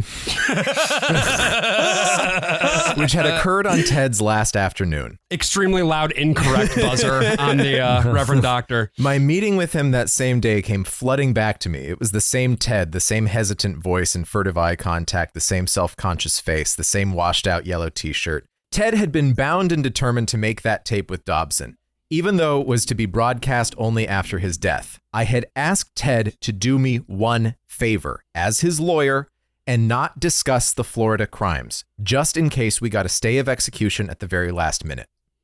On the tape, Dobson asks him about the murder of Kimberly Leach. Ted hesitates and glances around, deciding what to do. I love that moment. I'm sorry, that sounds chirpy, like being very happy about a stay of execution for the murder of innocent victims, but I love to see Ted struggling with my instructions, deciding whether to restrain himself or do as he pleases, assert control. He finally chokes out that he can't talk about it, though he'd like to. That few seconds of film is Ted's gift to me. The Reverend Dobson interprets his hesitation as overwhelming remorse. That was my gift to Ted. This is one of the most lawyer-brained people on the entire planet. He is so diseased. But it's great to hear the other side of that. Yeah. And Dobson, at some point, has to know this book exists. At the very least, it was highly publicized. And right there at the end of the book, she's like, this guy's a fucking dupe. Yeah. And he is. Right? Because here's the thing, right? I'm not saying that I'm any better and that I wouldn't be completely bamboozled by a guy like I'd be Bundy, better. I'm really smart. No, but that's the thing. He'd right? tell me the truth. Everyone, You've been sanctified. that's true. I would at least go in knowing that he was going to bamboozle me and be like, hey, he's very good at this, and I am very gullible, so he will manipulate me. Whatever I say, do not trust it, because this guy will have gotten in my head. And by all accounts, he got into every single person's head he ever fucking talked to, because the man was very good at that one particular skill. And it takes a mind as egocentric as Dobson to like just be like, no, but I'm built different. Well, and that's not Dobson's reason for being there. He's not there to catch Ted Bundy in a lie. He's not a lawyer. He's not there as a psychologist. He's not creating a profile of Ted Bundy. He's just there to hear that it was the pornos. So that's what he does. He gets it done. He does his job for his own personal gain, and he gets everything out of it. Yeah, he gets duped, but he also dupes Ted in his own way. Just, we're so bad at really understanding what's going on in the minds of other people in general. Mm. And so it's a natural thing to do to just assume other people's intentions. And by and large, okay, it's a way to just navigate the world. But in times like this, or even with the lawyer, like I actually wonder that pause for Bundy, what was actually going through his head? Was it grappling with the lawyer? I don't really think it was remorse, granted, but like maybe it was just self-preservation on its own. Or maybe it is this like that. There is a thing for some serial killers where when their victims are children, there's a lot more shame around it. Whereas when it's adult victims, they tend to be a little bit more perversely proud of it in some way. Like there's that control, there's that empowerment. So I don't know. Yeah. Which is also kind of the point that we're talking about here. Dobson just assumes like, oh, it's clearly remorse. I don't have to question it. I'm not being manipulated in any meaningful way. But Dobson asks Bundy in the final question if he deserves his punishment. And once again, Bundy spins up a string of word salad, right? He says he deserves the most extreme punishment and society deserves to be protected from me. But you know what? Society also deserves to be protected from itself. Whoa! Oh, right? Man. Whoa! Yeah. We live in one of those. I know, right? And Dobson's like, you know, you've accepted Jesus Christ. Do you draw strength from that? And it's like, oh, brother, this guy stinks.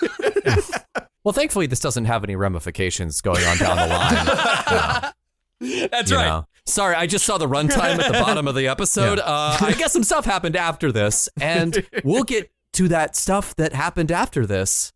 After this. Ooh. Jesus.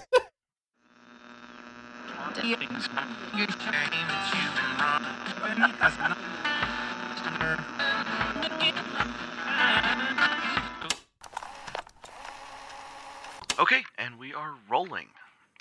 This is Ted Tyndale, reporter for the Raleigh Reader, Raleigh's #1 source for local news and Sunday funnies. It's 10 a.m. on Monday, January 5th, 1987, and I'm sitting down with... Oh, should I? Karen, that's Kerrin. Jay Wyatt, co-founder and current CEO of Patmos Industries. Mr. Wyatt, thank you so much for taking the time to speak with me today. I know it's been a particularly busy time for y'all. Is everything all right? Yes, sorry, just a bit nervous. Well, aren't you precious? I can assure you, Ted. May I call you Ted? Oh, well... I can assure you, Ted, that you've got nothing to be nervous about. Every morning, I put on my pants the same as everybody else. My butler holds them open for me, and I step in one leg at a time. I'm kidding, of course. No one is allowed to see me in the morning. Oh, come on! That was it. Lighten up, Ted. We're just two people having a lovely conversation about the great things we're going to accomplish here at Patmos Industries. And hey, if it boosts your career and makes me look good in the process, all the better. Mr. Wyatt, Patmos Industries saw record profits this past year with the establishment of the Patmos Foundation, to say nothing of the acquisition of the fast food behemoth Smileytown. Can you tell us a little bit about the reasoning behind starting these new ventures? Yes, well, our goal here at Patmos is the same as it has always been. Since I first stood on this very spot with my co-founder, Nick Nicaea, to this very moment we are sharing here together, to make this a better and more humane world. Not just for us, but for those we leave behind. The foundation is our attempt to make that core philosophy a reality, putting our money where our mouth is, and investing in the future of scientific discovery. As for Smileytown, well, I just happen to love a good burger, don't you? I'm a vegetarian, actually. And we were getting along so well, Ted. I joke. Smileytown also has salads. Well, a salad. On the subject of Smileytown, I did a little research into the acquisition. According to official Patmos documents, many attempts had been made over the years to acquire the franchise, but it wasn't until October of last year that they finally relented. What changed? I have no earthly idea. The free market, like our God, works in mysterious ways. It had nothing to do with the fire that burned their corporate headquarters to the ground? Terrible tragedy, that. All those poor workers trapped inside. Dreadful. An electrical malfunction, was it? Such a dreadful, dreadful thing. I thank God every day that we did not skimp on our electricians. I'll tell you that for free. You don't find the timing convenient? Oh, of course I found it convenient. It let me buy the company. But I certainly didn't have anything to do with it. We saw a business opportunity and we took it. Simple as that. Let's move on. We are, of course, speaking from the headquarters of Patmos Industries in beautiful Providence, North Carolina. Mr. Wyatt, why Providence? Well, I'm not going to lie to you, Ted. The tax breaks are pretty good. I kid. I suppose we really wanted to connect with small-town America. We could have set up shop in New York, Chicago, Los Angeles. But none of those places are connected to the heart of America. The pulsating, beating heart of it, you know? I grew up here, actually. Ah, well, then you know it better than anyone. When y'all first moved in here 4 years ago, the townsfolk were pretty riled up. You changed the building ordinances. The town council changed the ordinances. I didn't have anything to do with that. To allow for the construction of this very headquarters, this gargantuan tower. Made entirely of glass, so as not to obstruct the natural beauty of the town. As well as the construction of subterranean facilities for research purposes, according to the blueprints submitted to City Hall. You have certainly done your homework, And Ted. in those 4 years since y'all moved in, folks around here have been complaining of various health problems, including headaches, nosebleeds, disorientation. People will say My anything family still lives here, you know. My mom called me 3 months ago, yelling and screaming her head off to be heard over the noise, she said. I didn't hear a dang thing. I just thought, her memory's been getting fuzzy, she's getting older, these things happen. But then 2 months later, she was gone. And I couldn't shake this feeling that something was wrong here, just this needling at the back of my skull. So I decided to investigate for myself. Took the ferry over here and cross-checked the blueprints of the subterranean facilities with the highest concentration of health problems. Wouldn't you know it? They line up 1 to 1. See that feeling in my head? That needling? It's never steered me wrong before, not once. And it tells me that that's just the tip of the iceberg. Because whatever y'all are doing down there to make this a better, more humane world, well, it sure seems like it's hurting a lot of people. So before I give these findings to the authorities and have them banging down your door asking all sorts of questions, I thought I would ask you if you have anything you'd like to say in regards to what Patmos is actually doing here in the great city of Providence. Ted. I think we're past the point of informalities, Mr. Wyatt. It's Mr. Tyndale, if you please. Mr. Tyndale? Are you a Christian man? I am, yes. Then you are familiar with the saying about fitting a camel through the eye of a needle? It's easier to do that than for a rich man to enter the kingdom of heaven. Gold star for you, Mr. Tyndale. Gold star for you. Many people point to that as proof that Jesus thought being rich was a sin. That all of us who happen to do well for ourselves are doomed to burn forever in the unending fires of hell. I find that reading crass. Because to me, it is a story about the never-ending potential of human ingenuity.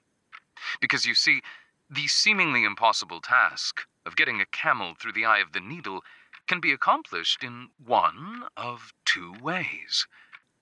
Option 1, you build an enormous needle, stand it on its side, and usher the camel through, which, while the most humane solution, doesn't seem particularly practical. The amount of resources alone to build a needle of that size could be much better spent elsewhere, to say nothing of getting the camel to actually go through the needle when the time comes. Incredibly obstinate animals, camels. Or option 2, you simply make the camel smaller, and for that, all you need is a sharp enough blade, some blenders, a funnel, and the patience to see the job done. Jesus set us a challenge, Mr. Tyndale, and I aim to master it. But why? It is not our purpose to question why.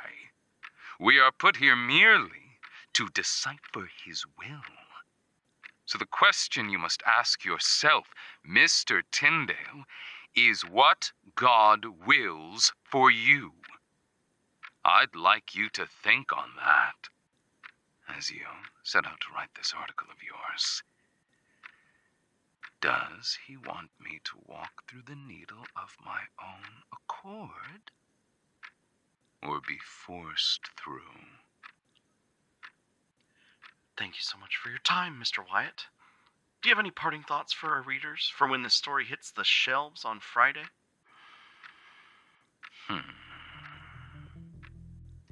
You tell them this. My name is Karen Jehovah Wyatt.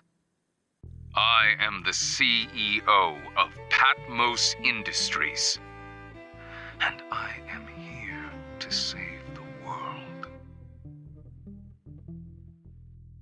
We're back here for the second half of our discussion about James Dobson and Ted Bundy, and also we're going to be talking about the second half of that TV broadcast. It's worth noting that this broadcast is not significant in any way. It's not anything all that important. It's just, for whatever reason, the only version of the Dobson-Bundy interview on YouTube that has it in its entirety. So we decided to watch the whole thing, because what's more fun than watching a bunch of little freaks from Indiana who love the Lord? As a time capsule, it serves as a really interesting, snapshot of where the conservative evangelical right in the Midwest was at that time. And that was squarely the audience for this broadcast. Yeah, they were on the porno beat. That's right. Just going back to what we said in the first half, this was broadcast on WHMB, a Christian TV station licensed in South Bend and Indianapolis, Indiana. It was owned by LaCie, which is now referred to as Family Broadcasting, which has no relation to the Family Channel.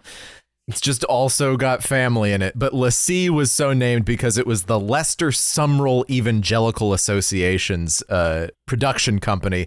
He was a Pentecostal minister. Not important here. It's too bad that we no longer will receive broadcasting like this in the future. Instead, we'll just have telenovelas and stuff like that. That's not positive. I'm not sure exactly when this broadcast is from. Presumably, it's from some point in early '89. Yeah. After the tape started to be circulated, the interview, right? Yeah. Because they want to, for the sake of their audience, help them better understand the legal landscape surrounding pornography. And so they bring together this panel of experts. But assembling a team. Before we hear from that super team, I want you to hear the song.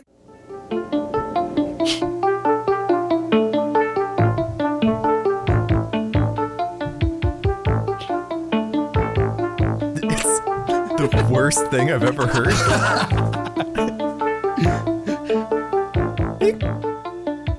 Oh, here we go. Yeah, we got some strings. Come on. Hit me, baby. Oh, God. Yeah! There's the Skrillex drop. Goes hard. This is like one of those very low budget Game Boy games that you get back in the day that wasn't good at all, and they ran out of money most of the way through, and so all they could afford was to put one song in it. One song and one song only. One song glory. Yeah. What it sounds like to me, the note I took here is I love that for this interview with the serial killer, we have a theme song that sounds like 4 cartoon cats planning a heist.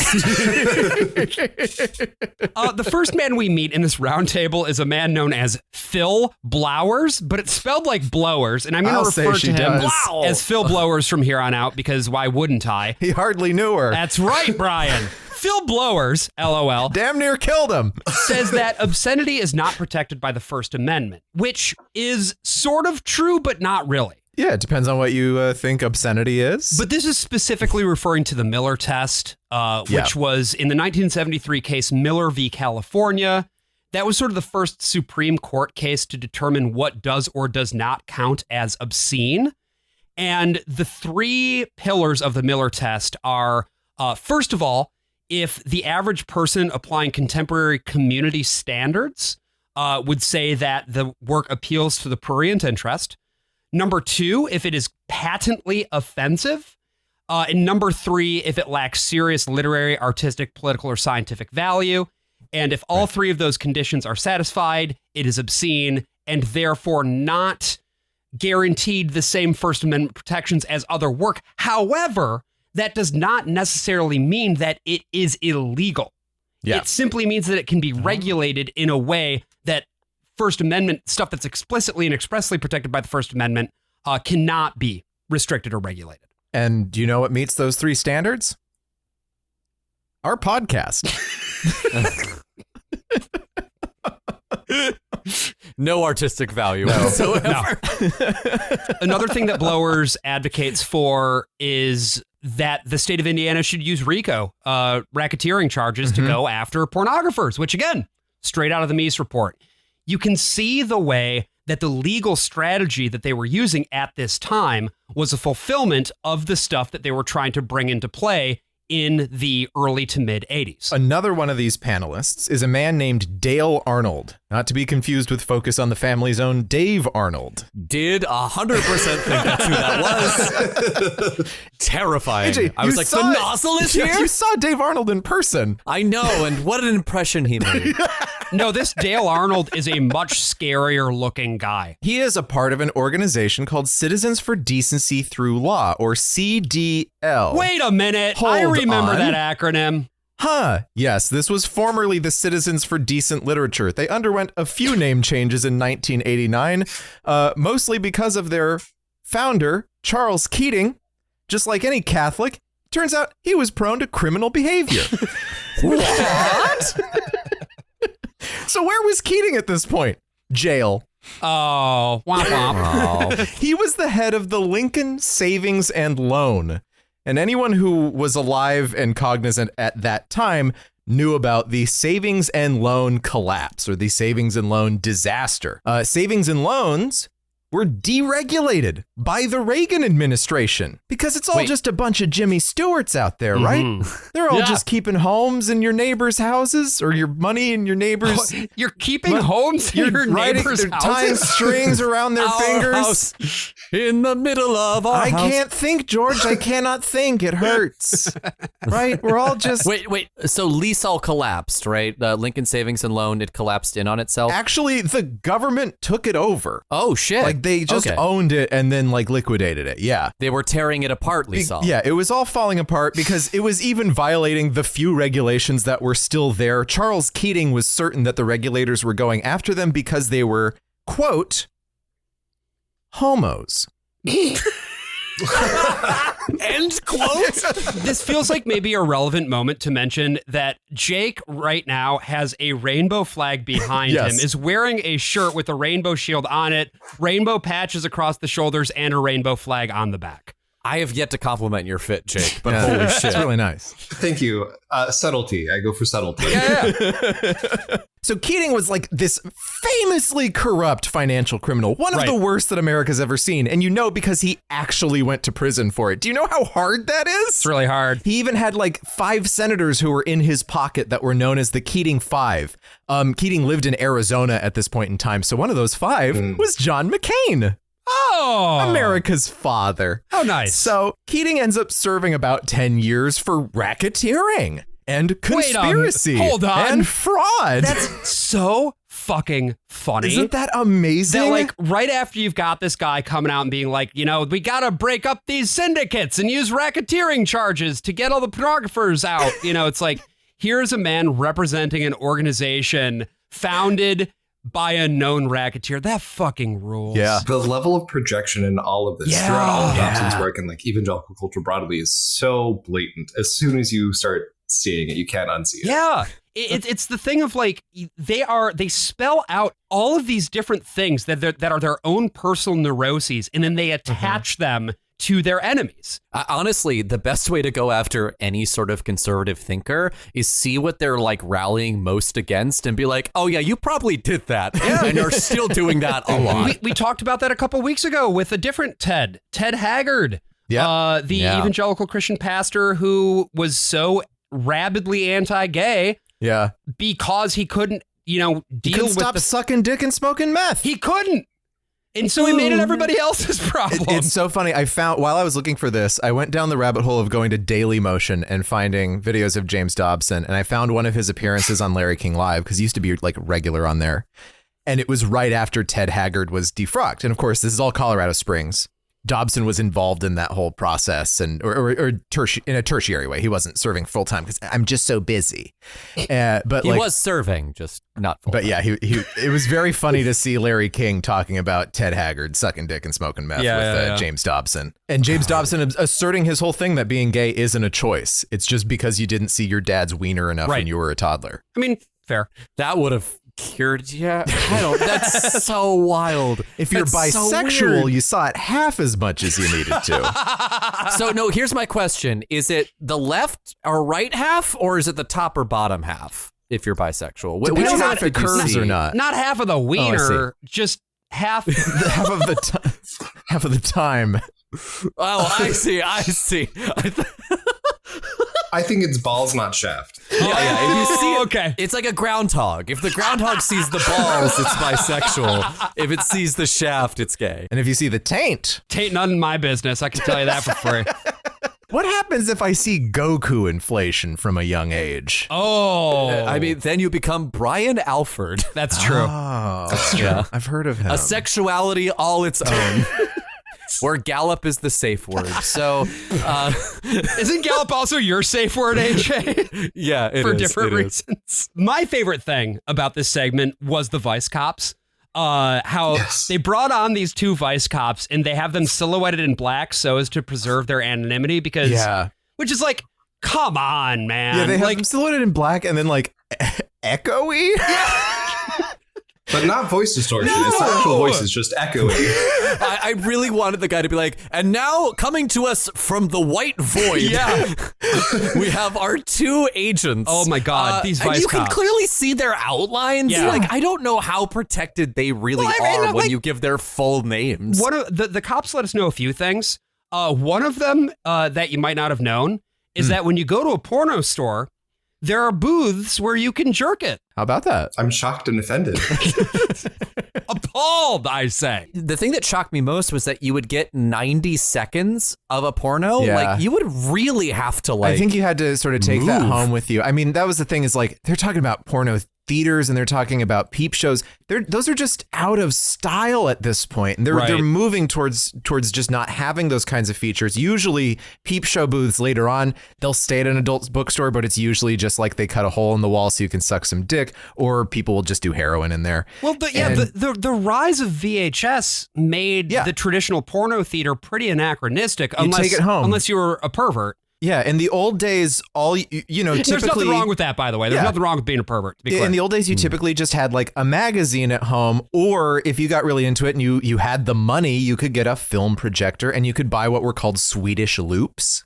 There was this whole association... for Swedish Fish, personally. Yeah, so do these guys. Hey. Ed Wood, the director Ed Wood, who was responsible for Plan 9 from Outer Space, some of his last movies were Swedish loops, which would just be these little bits of 8mm film that were like a couple of minutes long that you could buy, because again, film is expensive and you're paying by the foot. So if you get like a little bit of film that's just goes straight to the sucking and fucking, right, and then you can reel it back up and play it again. Well, and if you get a gay Swedish loop, you can call that fruit by the foot. So, God damn it. I had it, Josh, I had it in the chamber. Truly, I had it in the chamber, and you got there. Good. Very good. The moderator from the round table was clearly looking to get something shocking from the Vice cops, like something horrible they'd seen out in the field that only pornography could have enabled. Yeah. And she was like, one time... there was a young woman who died while she was doing bondage with her boyfriend, and her boyfriend got drunk and passed out. It's like, okay. I mean, it sucks. That's too bad. Yeah, but maybe if they'd had practice better safe procedure. I was going to say, maybe if they've had better sex education, that wouldn't have happened. And that's the thing, is like the Vice cops aren't the ideologues that everyone else on the board is. So they're just like, well, yeah, I saw some really weird porn once. there was a dead lady in suspension once. Like they don't have a solution. Their solution is like, well, I'll arrest a guy. And one guy is even like, oh yeah, no, there's way less of it now than there was 10 years ago. Right. It's all just kind of dropping off. And Jake, this is stuff that you've talked about on your show before, specifically with regard to purity culture, how there's this assumption that if you just get rid of the quote unquote temptation, it'll all go away. But that's not how it works, right? No, human sexuality has been present for our entire existence. It's one of our like main driving forces. My personal theory is all innovation is driven by sexuality, right? Like webcams and cell phones and all that's just because people were horny and wanted ways to do horny stuff. Pornography itself, I think people tend to think of it as a new thing because of photography being a new thing. They think of like pictures and motion pictures of nude bodies, of sucking and fucking, of frottage, of whatever. And porn is just old. Like we have, carvings and paintings and epigraphs and stories. And also people just going back to prehistory, watch other people having sex. Yeah. It is not just something that happens 100% privately between two people. When you realize like how people have lived for most of the existence of humans on this earth, you start to realize, oh yeah, no, that's not just like a 2-person only fully sequestered away from everyone else thing. So much of Dobson's arguments require ahistoricity, so just like a complete lack of knowledge of how humans actually function. He loves saying like Judeo-Christian values have been around for 5,000 years, as if they've been one thing consistently throughout time.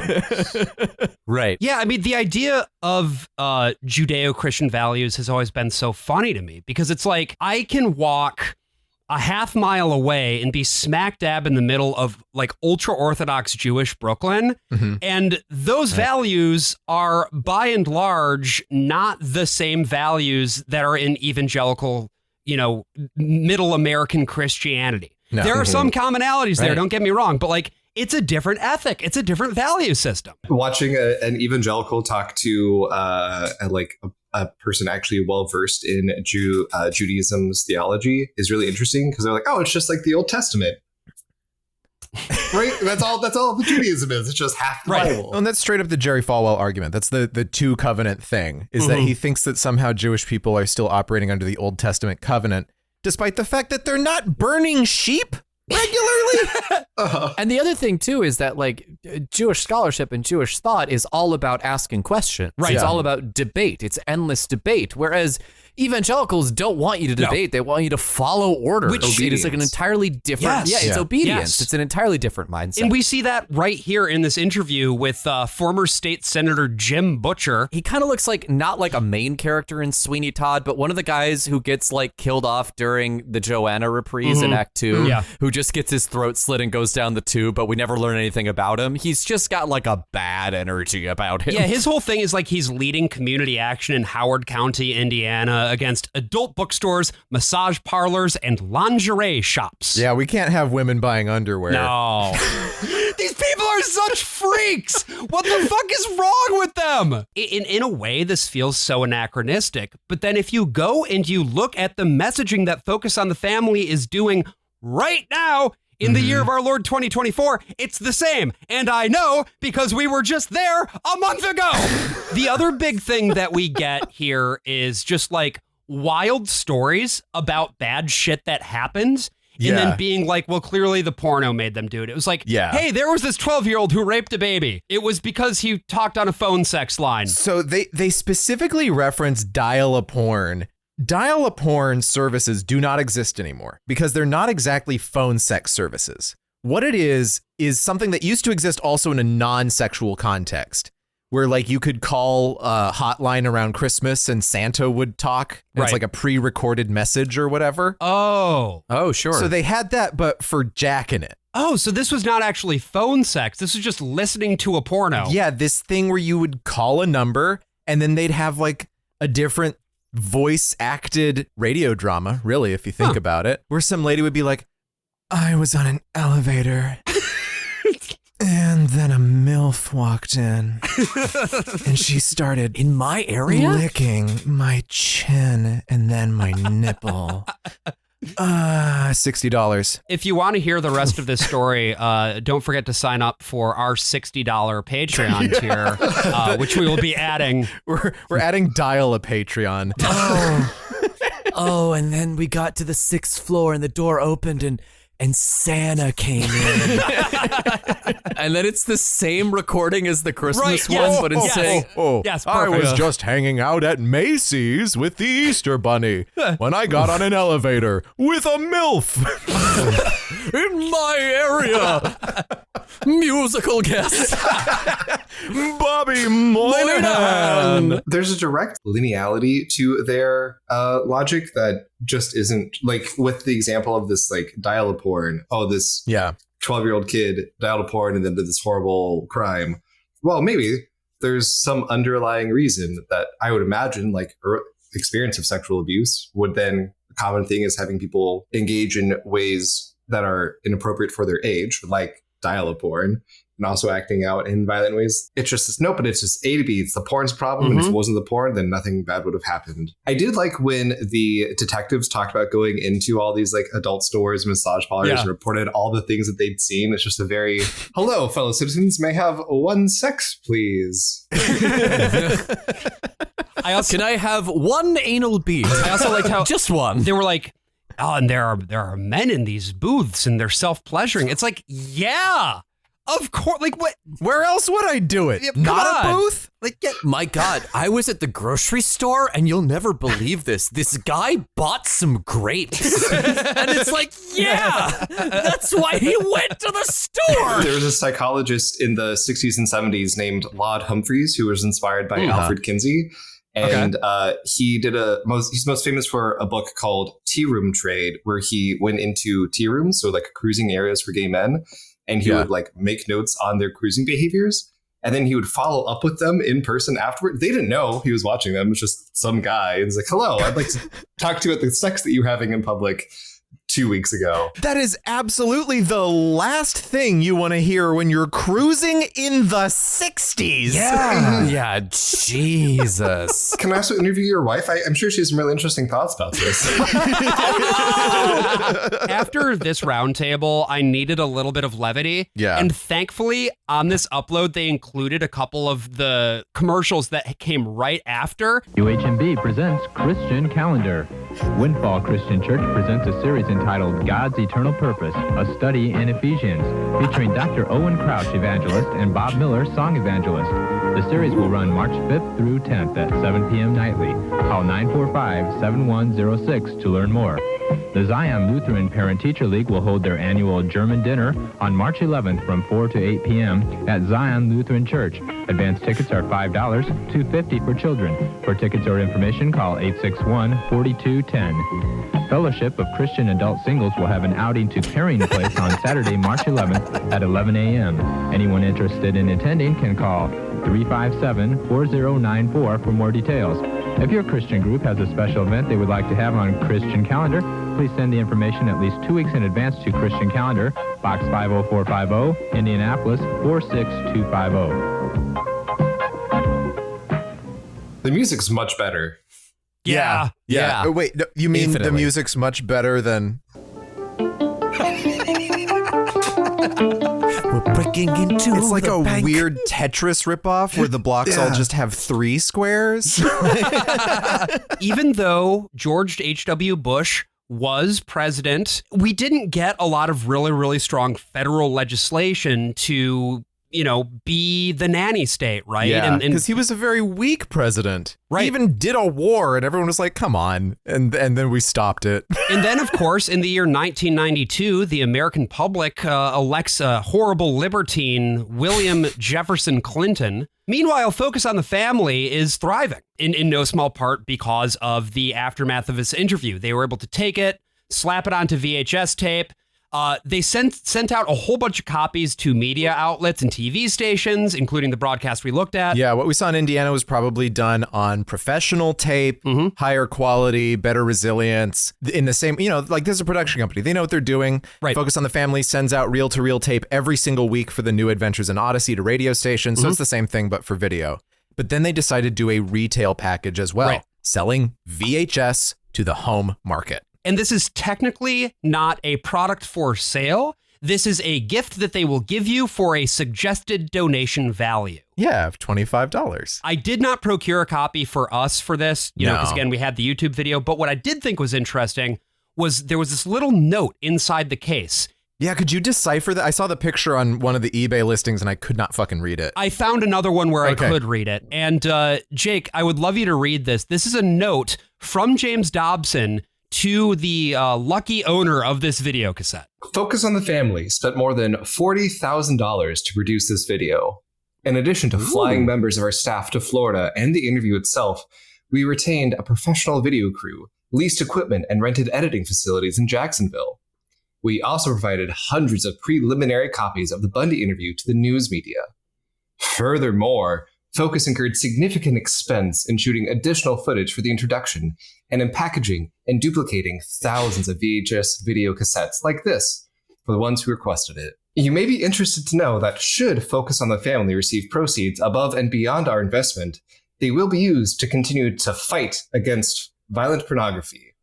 It has never been our intention to profit from the tragic circumstances surrounding the life and death of Ted Bundy. The tape does, in fact, recoup its investment handily. Yeah. It's called Fatal Addiction.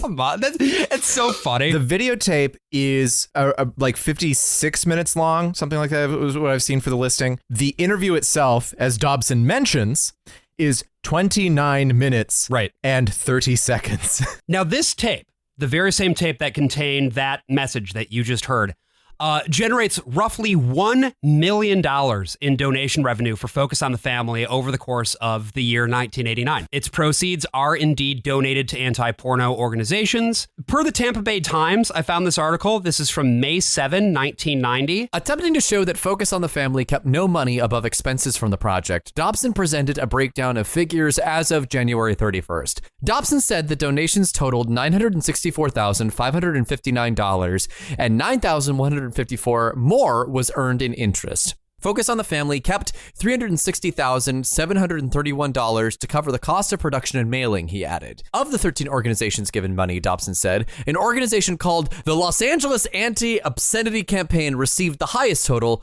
$200,000. So what's interesting about that, in addition, is that the person running that also happened to be an ex-Focus on the Family guy. Wow. Huh. James Dobson is enriching his ideological allies. This happens all the time. One of the things that's really struck me in doing my research for my podcast is how sophisticated of an apparatus James Dobson has created between like the hydra of organizations that he's created, whether we focus on the family, a family research council, now is the James Dobson Family Institute, all which is one of the co-sponsors of Project 2025, by the way. It just keeps going. One of the first ones that I realized was the headquarters for See You at the Pole is theoretically like a separate organization from Focus on the Family. It just so happened to be headquartered at Focus on the Family. And for a period of time, just happened to be run by Shirley Dobson. We love that. Yeah, I mean, this is nothing but self-dealing. This is a great opportunity to take money and just churn it right back into the project and to his own people, right? Mm-hmm. He's good at this. He knows how to log roll. He knows how to get people on side, because if they stay in the circle, they will continue to receive the largesse from Focus on the Family and its associates, both in terms of money and contacts, right? Their mailing list. That's a sizable resource in its own regard. Yeah. And because Dobson's highest goal is not self-enrichment, although it's a huge part of all of it, his highest goal is power and political power and changing America and even other countries, the Soviet Union, to fit his whims for the Lord. And so Dobson becomes a nationally known figure pretty much overnight. You know, he made a very strong impression in that press conference that we listened to earlier, but the mainstream media isn't quite sure what to do with him. Like we heard earlier in that excerpt from Polly Nelson's book, she calls him the Reverend Doctor. He's not a pastor, but they just sort of slot him into where they think he ought to go because they don't really understand what a parachurch organization is or what it does. And because he talks like a pastor, he has a radio show like a pastor, his dad's a pastor, his grandpa's a pastor, his great-grandpa's a pastor. Dobson keeps it in the family.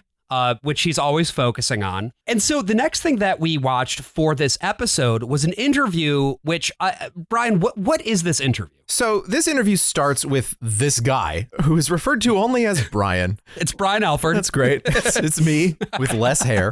And at the very beginning, he's like in front of a bunch of like Times Square filthy porno theater billboards. Like old 42nd Street. But like as depicted on the Gerbert set. So so he's just like, there's a lot of news today about Dr. James Dobson, what he's doing, and why all the porno guys hate him. All of the worst people in the world who suck and fuck and love Satan and might be Jewish have a real problem with Dr. James Dobson. Very good man. I'm here to ask him some objective questions. And then we get the first of those objective questions. Yeah, really good question here. Dr. Dobson, it's been fascinating to read the aftermath in the press of this event that happened at the Florida State Prison, the circus that occurred outside, the interview inside, and then what happened afterward. And it's curious to me that it was more criticism was leveled at you than was leveled at Bundy.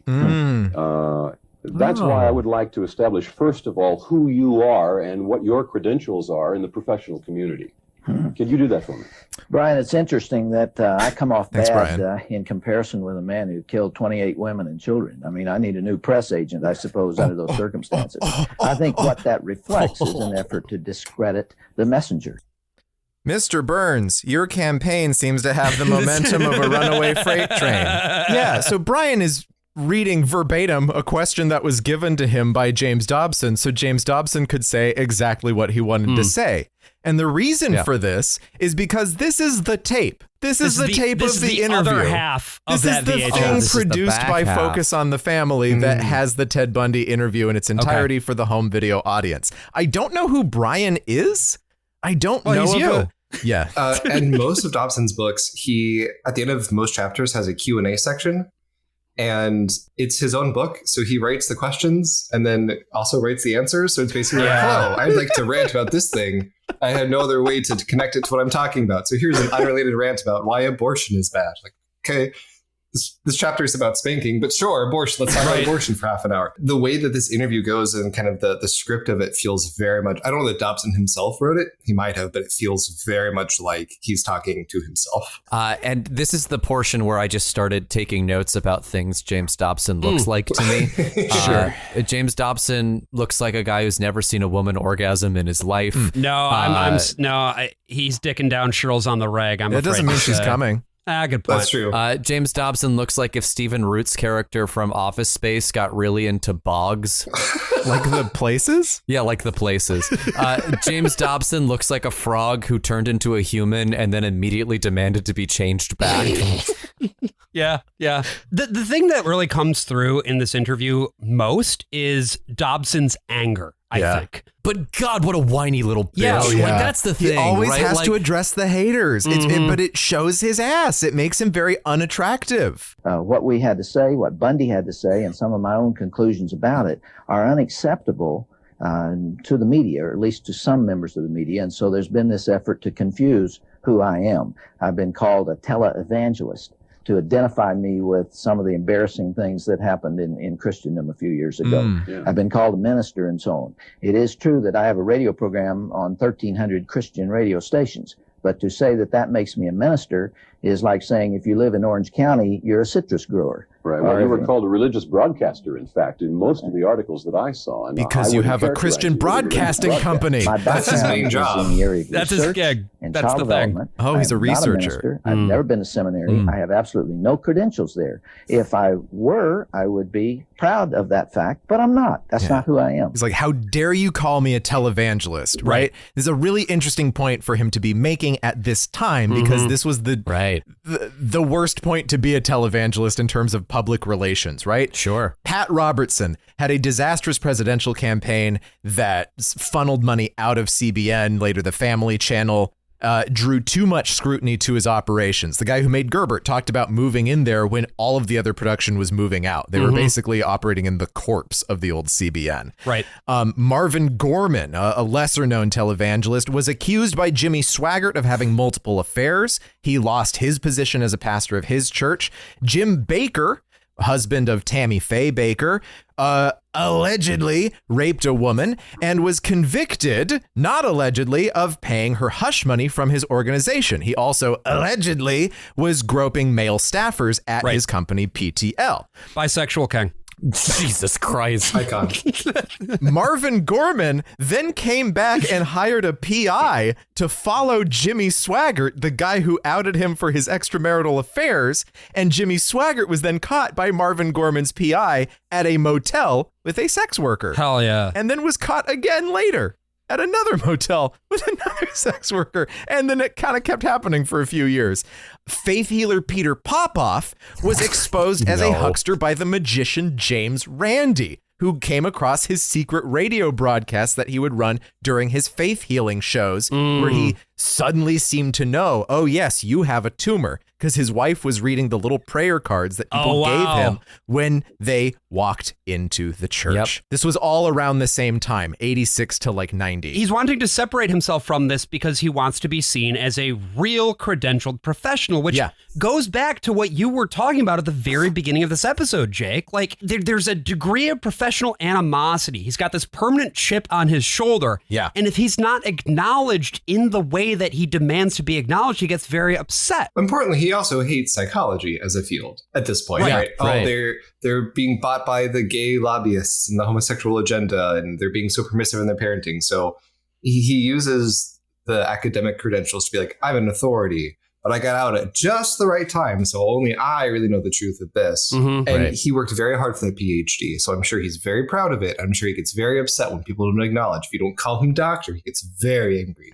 Yeah, but if you call him Reverend Doctor. Oh, forget about it. There are just moments whenever he talks about Bundy where there is this like respect for him. And it's interesting to always see who Dobson shows respect for and who he doesn't, particularly when he brings out examples of the people who are affected by pornography, because there is grace for Ted Bundy. There is no grace for the 10-year-old who allegedly, again, I don't think this person exists, but yeah, I couldn't find any, these are old news stories. He didn't say which newspaper or anything, so I couldn't really dig very deep on this story, but you can always find some horrific cases of children sexually abusing other children. And I'm going to say in 100% of those cases, when kids are that young, there is an adult sexually abusing the offending child. Absolutely. Yeah, but it is the children's fault, because Dobson, the main thread throughout all of his work is that he hates children. His idea of like original sin is a driving force in all of this. He believes that people are inherently sinful and broken and beyond redemption unless there is Jesus. And he's very narcissistic. And so if he cannot relate to you, he doesn't care, or he doesn't see your humanity. Right. He saw something in Ted Bundy that he related to. And I think part of it's the connection. I also think part of it's the narcissism. And I think that's why he has a lot more grace for him. Whereas for any random gay man that he ever met, he has like zero grace or empathy for. The rise of this interview, Dobson's newfound profile, is very convenient for Focus on the Family as an organization, right? Yeah. This exposure gives Focus on the Family an opportunity to expand their reach so far beyond anything that they've achieved up until now. And it's worth noting, at this point, Dobson had been publishing books for a couple decades, right? So there was already a media empire. It's just that this was like the catalyst, right? This was the inflection point. In 1990, a Colorado-based nonprofit called the El Pomar Foundation, which was founded by like a gold mining heir. Old-timey prospectors, throw that money in there. Gives Focus on the Family a $4 million grant. So this is basically seed money for them to move their base of operations from California to Colorado Springs. And they do exactly that. They move staff starting in 1991. They scale up the operation out there. And in 1993, they opened the campus, the very same one that we visited on our podcast about a month ago. And the visitor center opens its doors in 1994. And the visitor center, of course, was donated by Elsa Prince, the mother of Betsy DeVos, and Eric Prince, the founder of Blackwater. Yeehaw.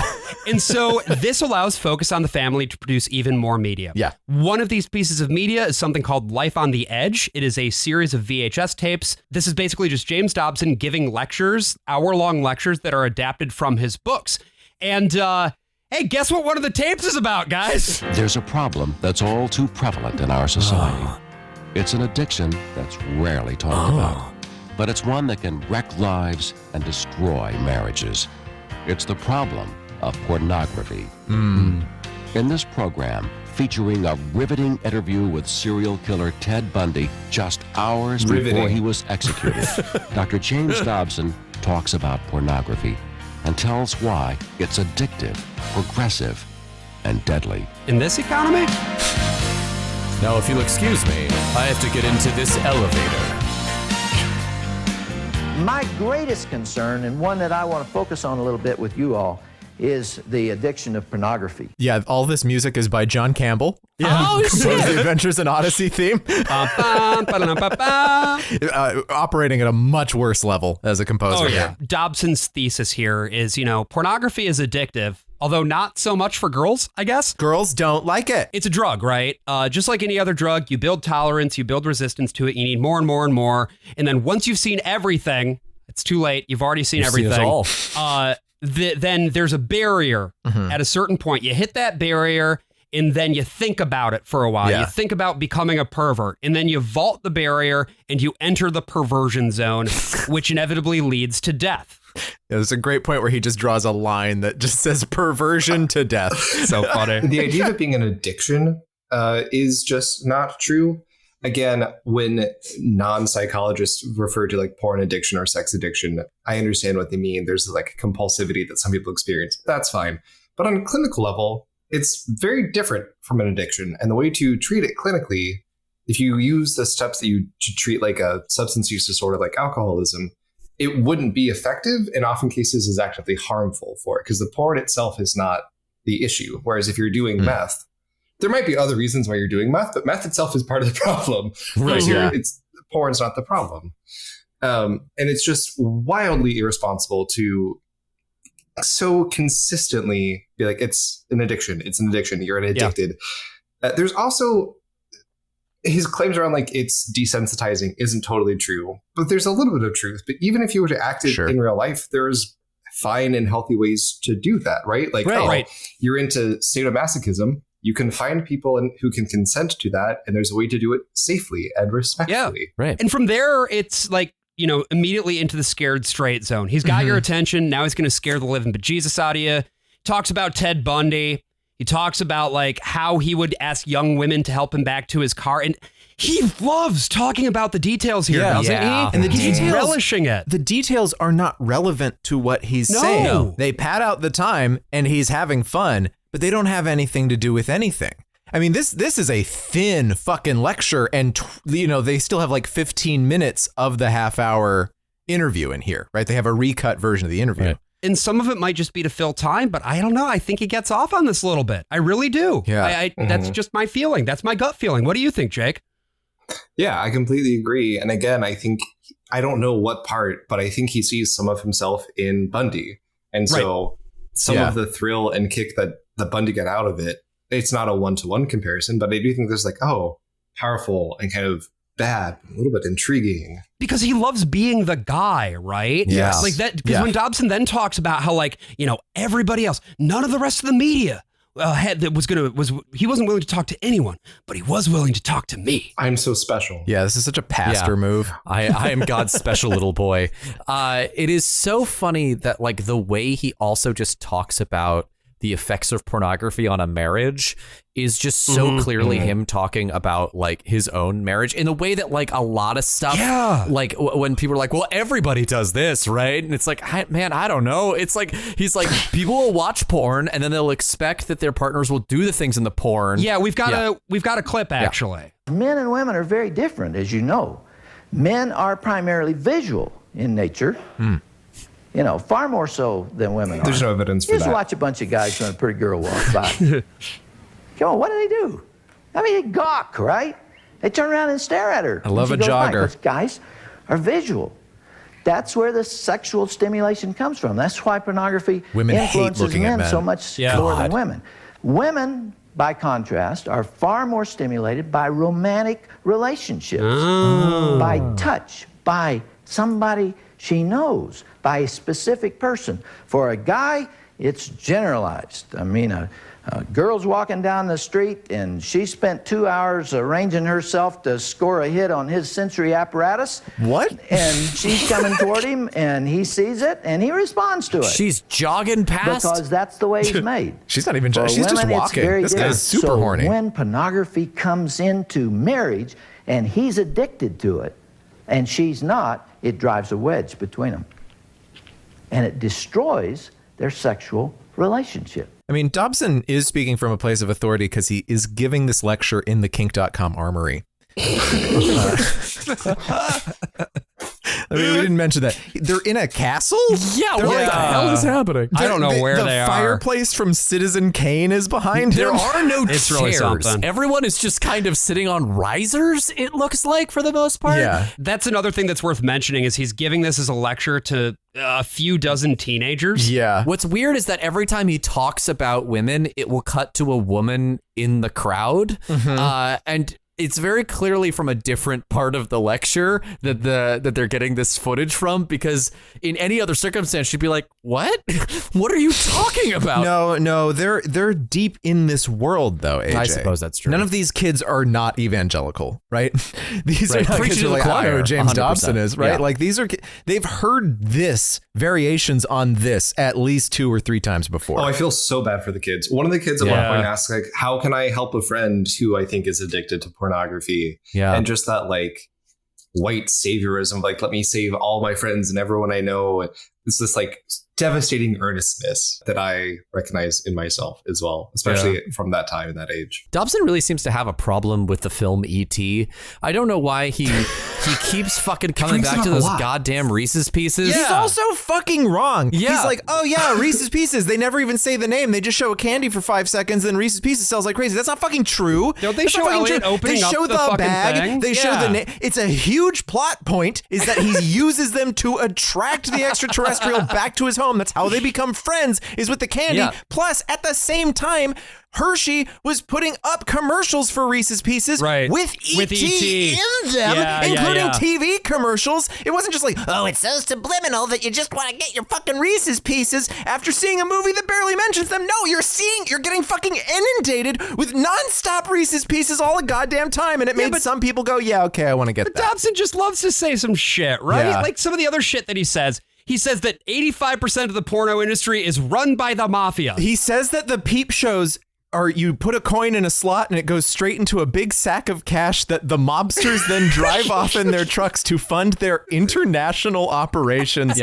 tax-free. Look, I remember that season of The Sopranos. It was very, very gripping.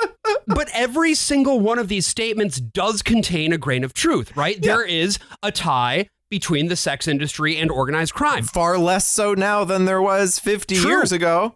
Because it was more heavily like legalized and regulated. Yeah. It's so infuriating because he says it with the same absolute certainty that he treats absolutely everything else. Yeah. And there's no room for nuance. There's no room to clarify these things. And what you end up doing is you get caught in the weeds like I just did, rather than focusing on what the bigger point is. I don't know if he doesn't care or if they're purposeful lies. The way that he talks, the way that he writes, it feels true. Right? Oh, there's these grains of truth, and so I can put any number to it. I'll exaggerate for a point, or I'll just make something up because, you know, a parable, a story, a case example, just because it fits into this narrative. And it is really easy to get sucked into like debunking every little point and then missing actually the ways that this language is working. It's doing like, what is the point of lying in this way? James Dobson frames everything that he does and always has framed everything that he does as a matter of protection, right? We're protecting children from becoming sexual. We are protecting women from harm by men who would seek to do them ill. We are protecting babies from being aborted. That's right. But who does this rhetoric really protect? Well, and that's the thing. We saw, like, talking about the mafia, in the 1920s, the violent crime rate, which was already pretty high compared to what we know today, shot even higher during Prohibition, because then all alcohol distribution became the matter of various organized crime syndicates. That dropped off once Prohibition was repealed. You see this same thing with gay bars, all used to be run by the mafia. Stonewall was run by the mafia. Gay bars are not run by the mafia today. Only the fun ones. Pornographic industry just doesn't have that connection with organized crime anymore. It's all either decentralized to the point of, people with their independent OnlyFans or whatever, or it's so centralized as like every sex shop is just the Lion's Den franchise. And when you make it illegal, when you further marginalize it, all that does is empower existing criminal syndicates to take control of it and to further disempower largely the women, but people of all genders, but especially women who are in any of these sex industries, whether it's full service prostitution, whether it's porn, whether it's dial-a-porn, whatever. My podcast, we're doing 2 episodes next on the strong-willed child. Okay. And one of the discussions we get into is like the ideology behind it. And he says it's to protect children, or he says it's to promote Christianity. But even if that's his conscious belief, what it ends up doing isn't protecting kids. Outlawing abortion actually increases the rate of abortion and the mortality rate of abortion. It doesn't protect anyone. It makes Dobson feel good. It makes him feel like he's doing something, or that the women around him are going to be pure for their husbands or what have you. Like, it's all the most self-serving ideology that I can really imagine. But because he gets to claim it's God, I'm speaking for God. I'm just a humble psychologist who believes the Bible. I don't have an interpretation on it. He's willfully blind to the ways that he's just enriching himself, both financially and with power. Yeah. Yeah. If you want to enrich us with money and that's right. As long as we're on the topic of enrichment. Yeah. Well, you're already enriching us. You're listening to this episode, which is a premium episode of the Worst of All Possible Worlds. Thank you for kicking us your $5. It really means a lot that so many of you are willing to stay with us on this journey, and we appreciate you greatly. Jake, for folks who want to get more from you, listen to your fantastic podcast, and I really mean that. It's a great fucking show. What should they do? The podcast is called I Hate James Dobson. It's available wherever you get your podcasts. And if you want to connect with us more, we have social media. Pretty much everything is I Hate James Dobson, except for Twitter, which is I Hate JDobs, because Twitter's its own fucking thing. And we also have an email at ihatejamesdobson@gmail.com if you want to reach out to us and collaborate or share your stories with us. Do it, folks. Seriously. This is my strongest possible cosign for all of those things. So I wanted to leave you with this. It is a clip. It's actually the very beginning of that Life on the Edge video. And this is somehow not a porno. Please enjoy. Hey, Marilyn, how you doing over here? Pretty good. You about ready to go? Yeah. Let me check your horse, make sure it's doubled back. Yeah, looks good. These are too. This is going to be a little bit harder than anything you've done before. But I think you're going to be able to do it. Yeah. How you feeling? I think I'll be able to. I got a reason.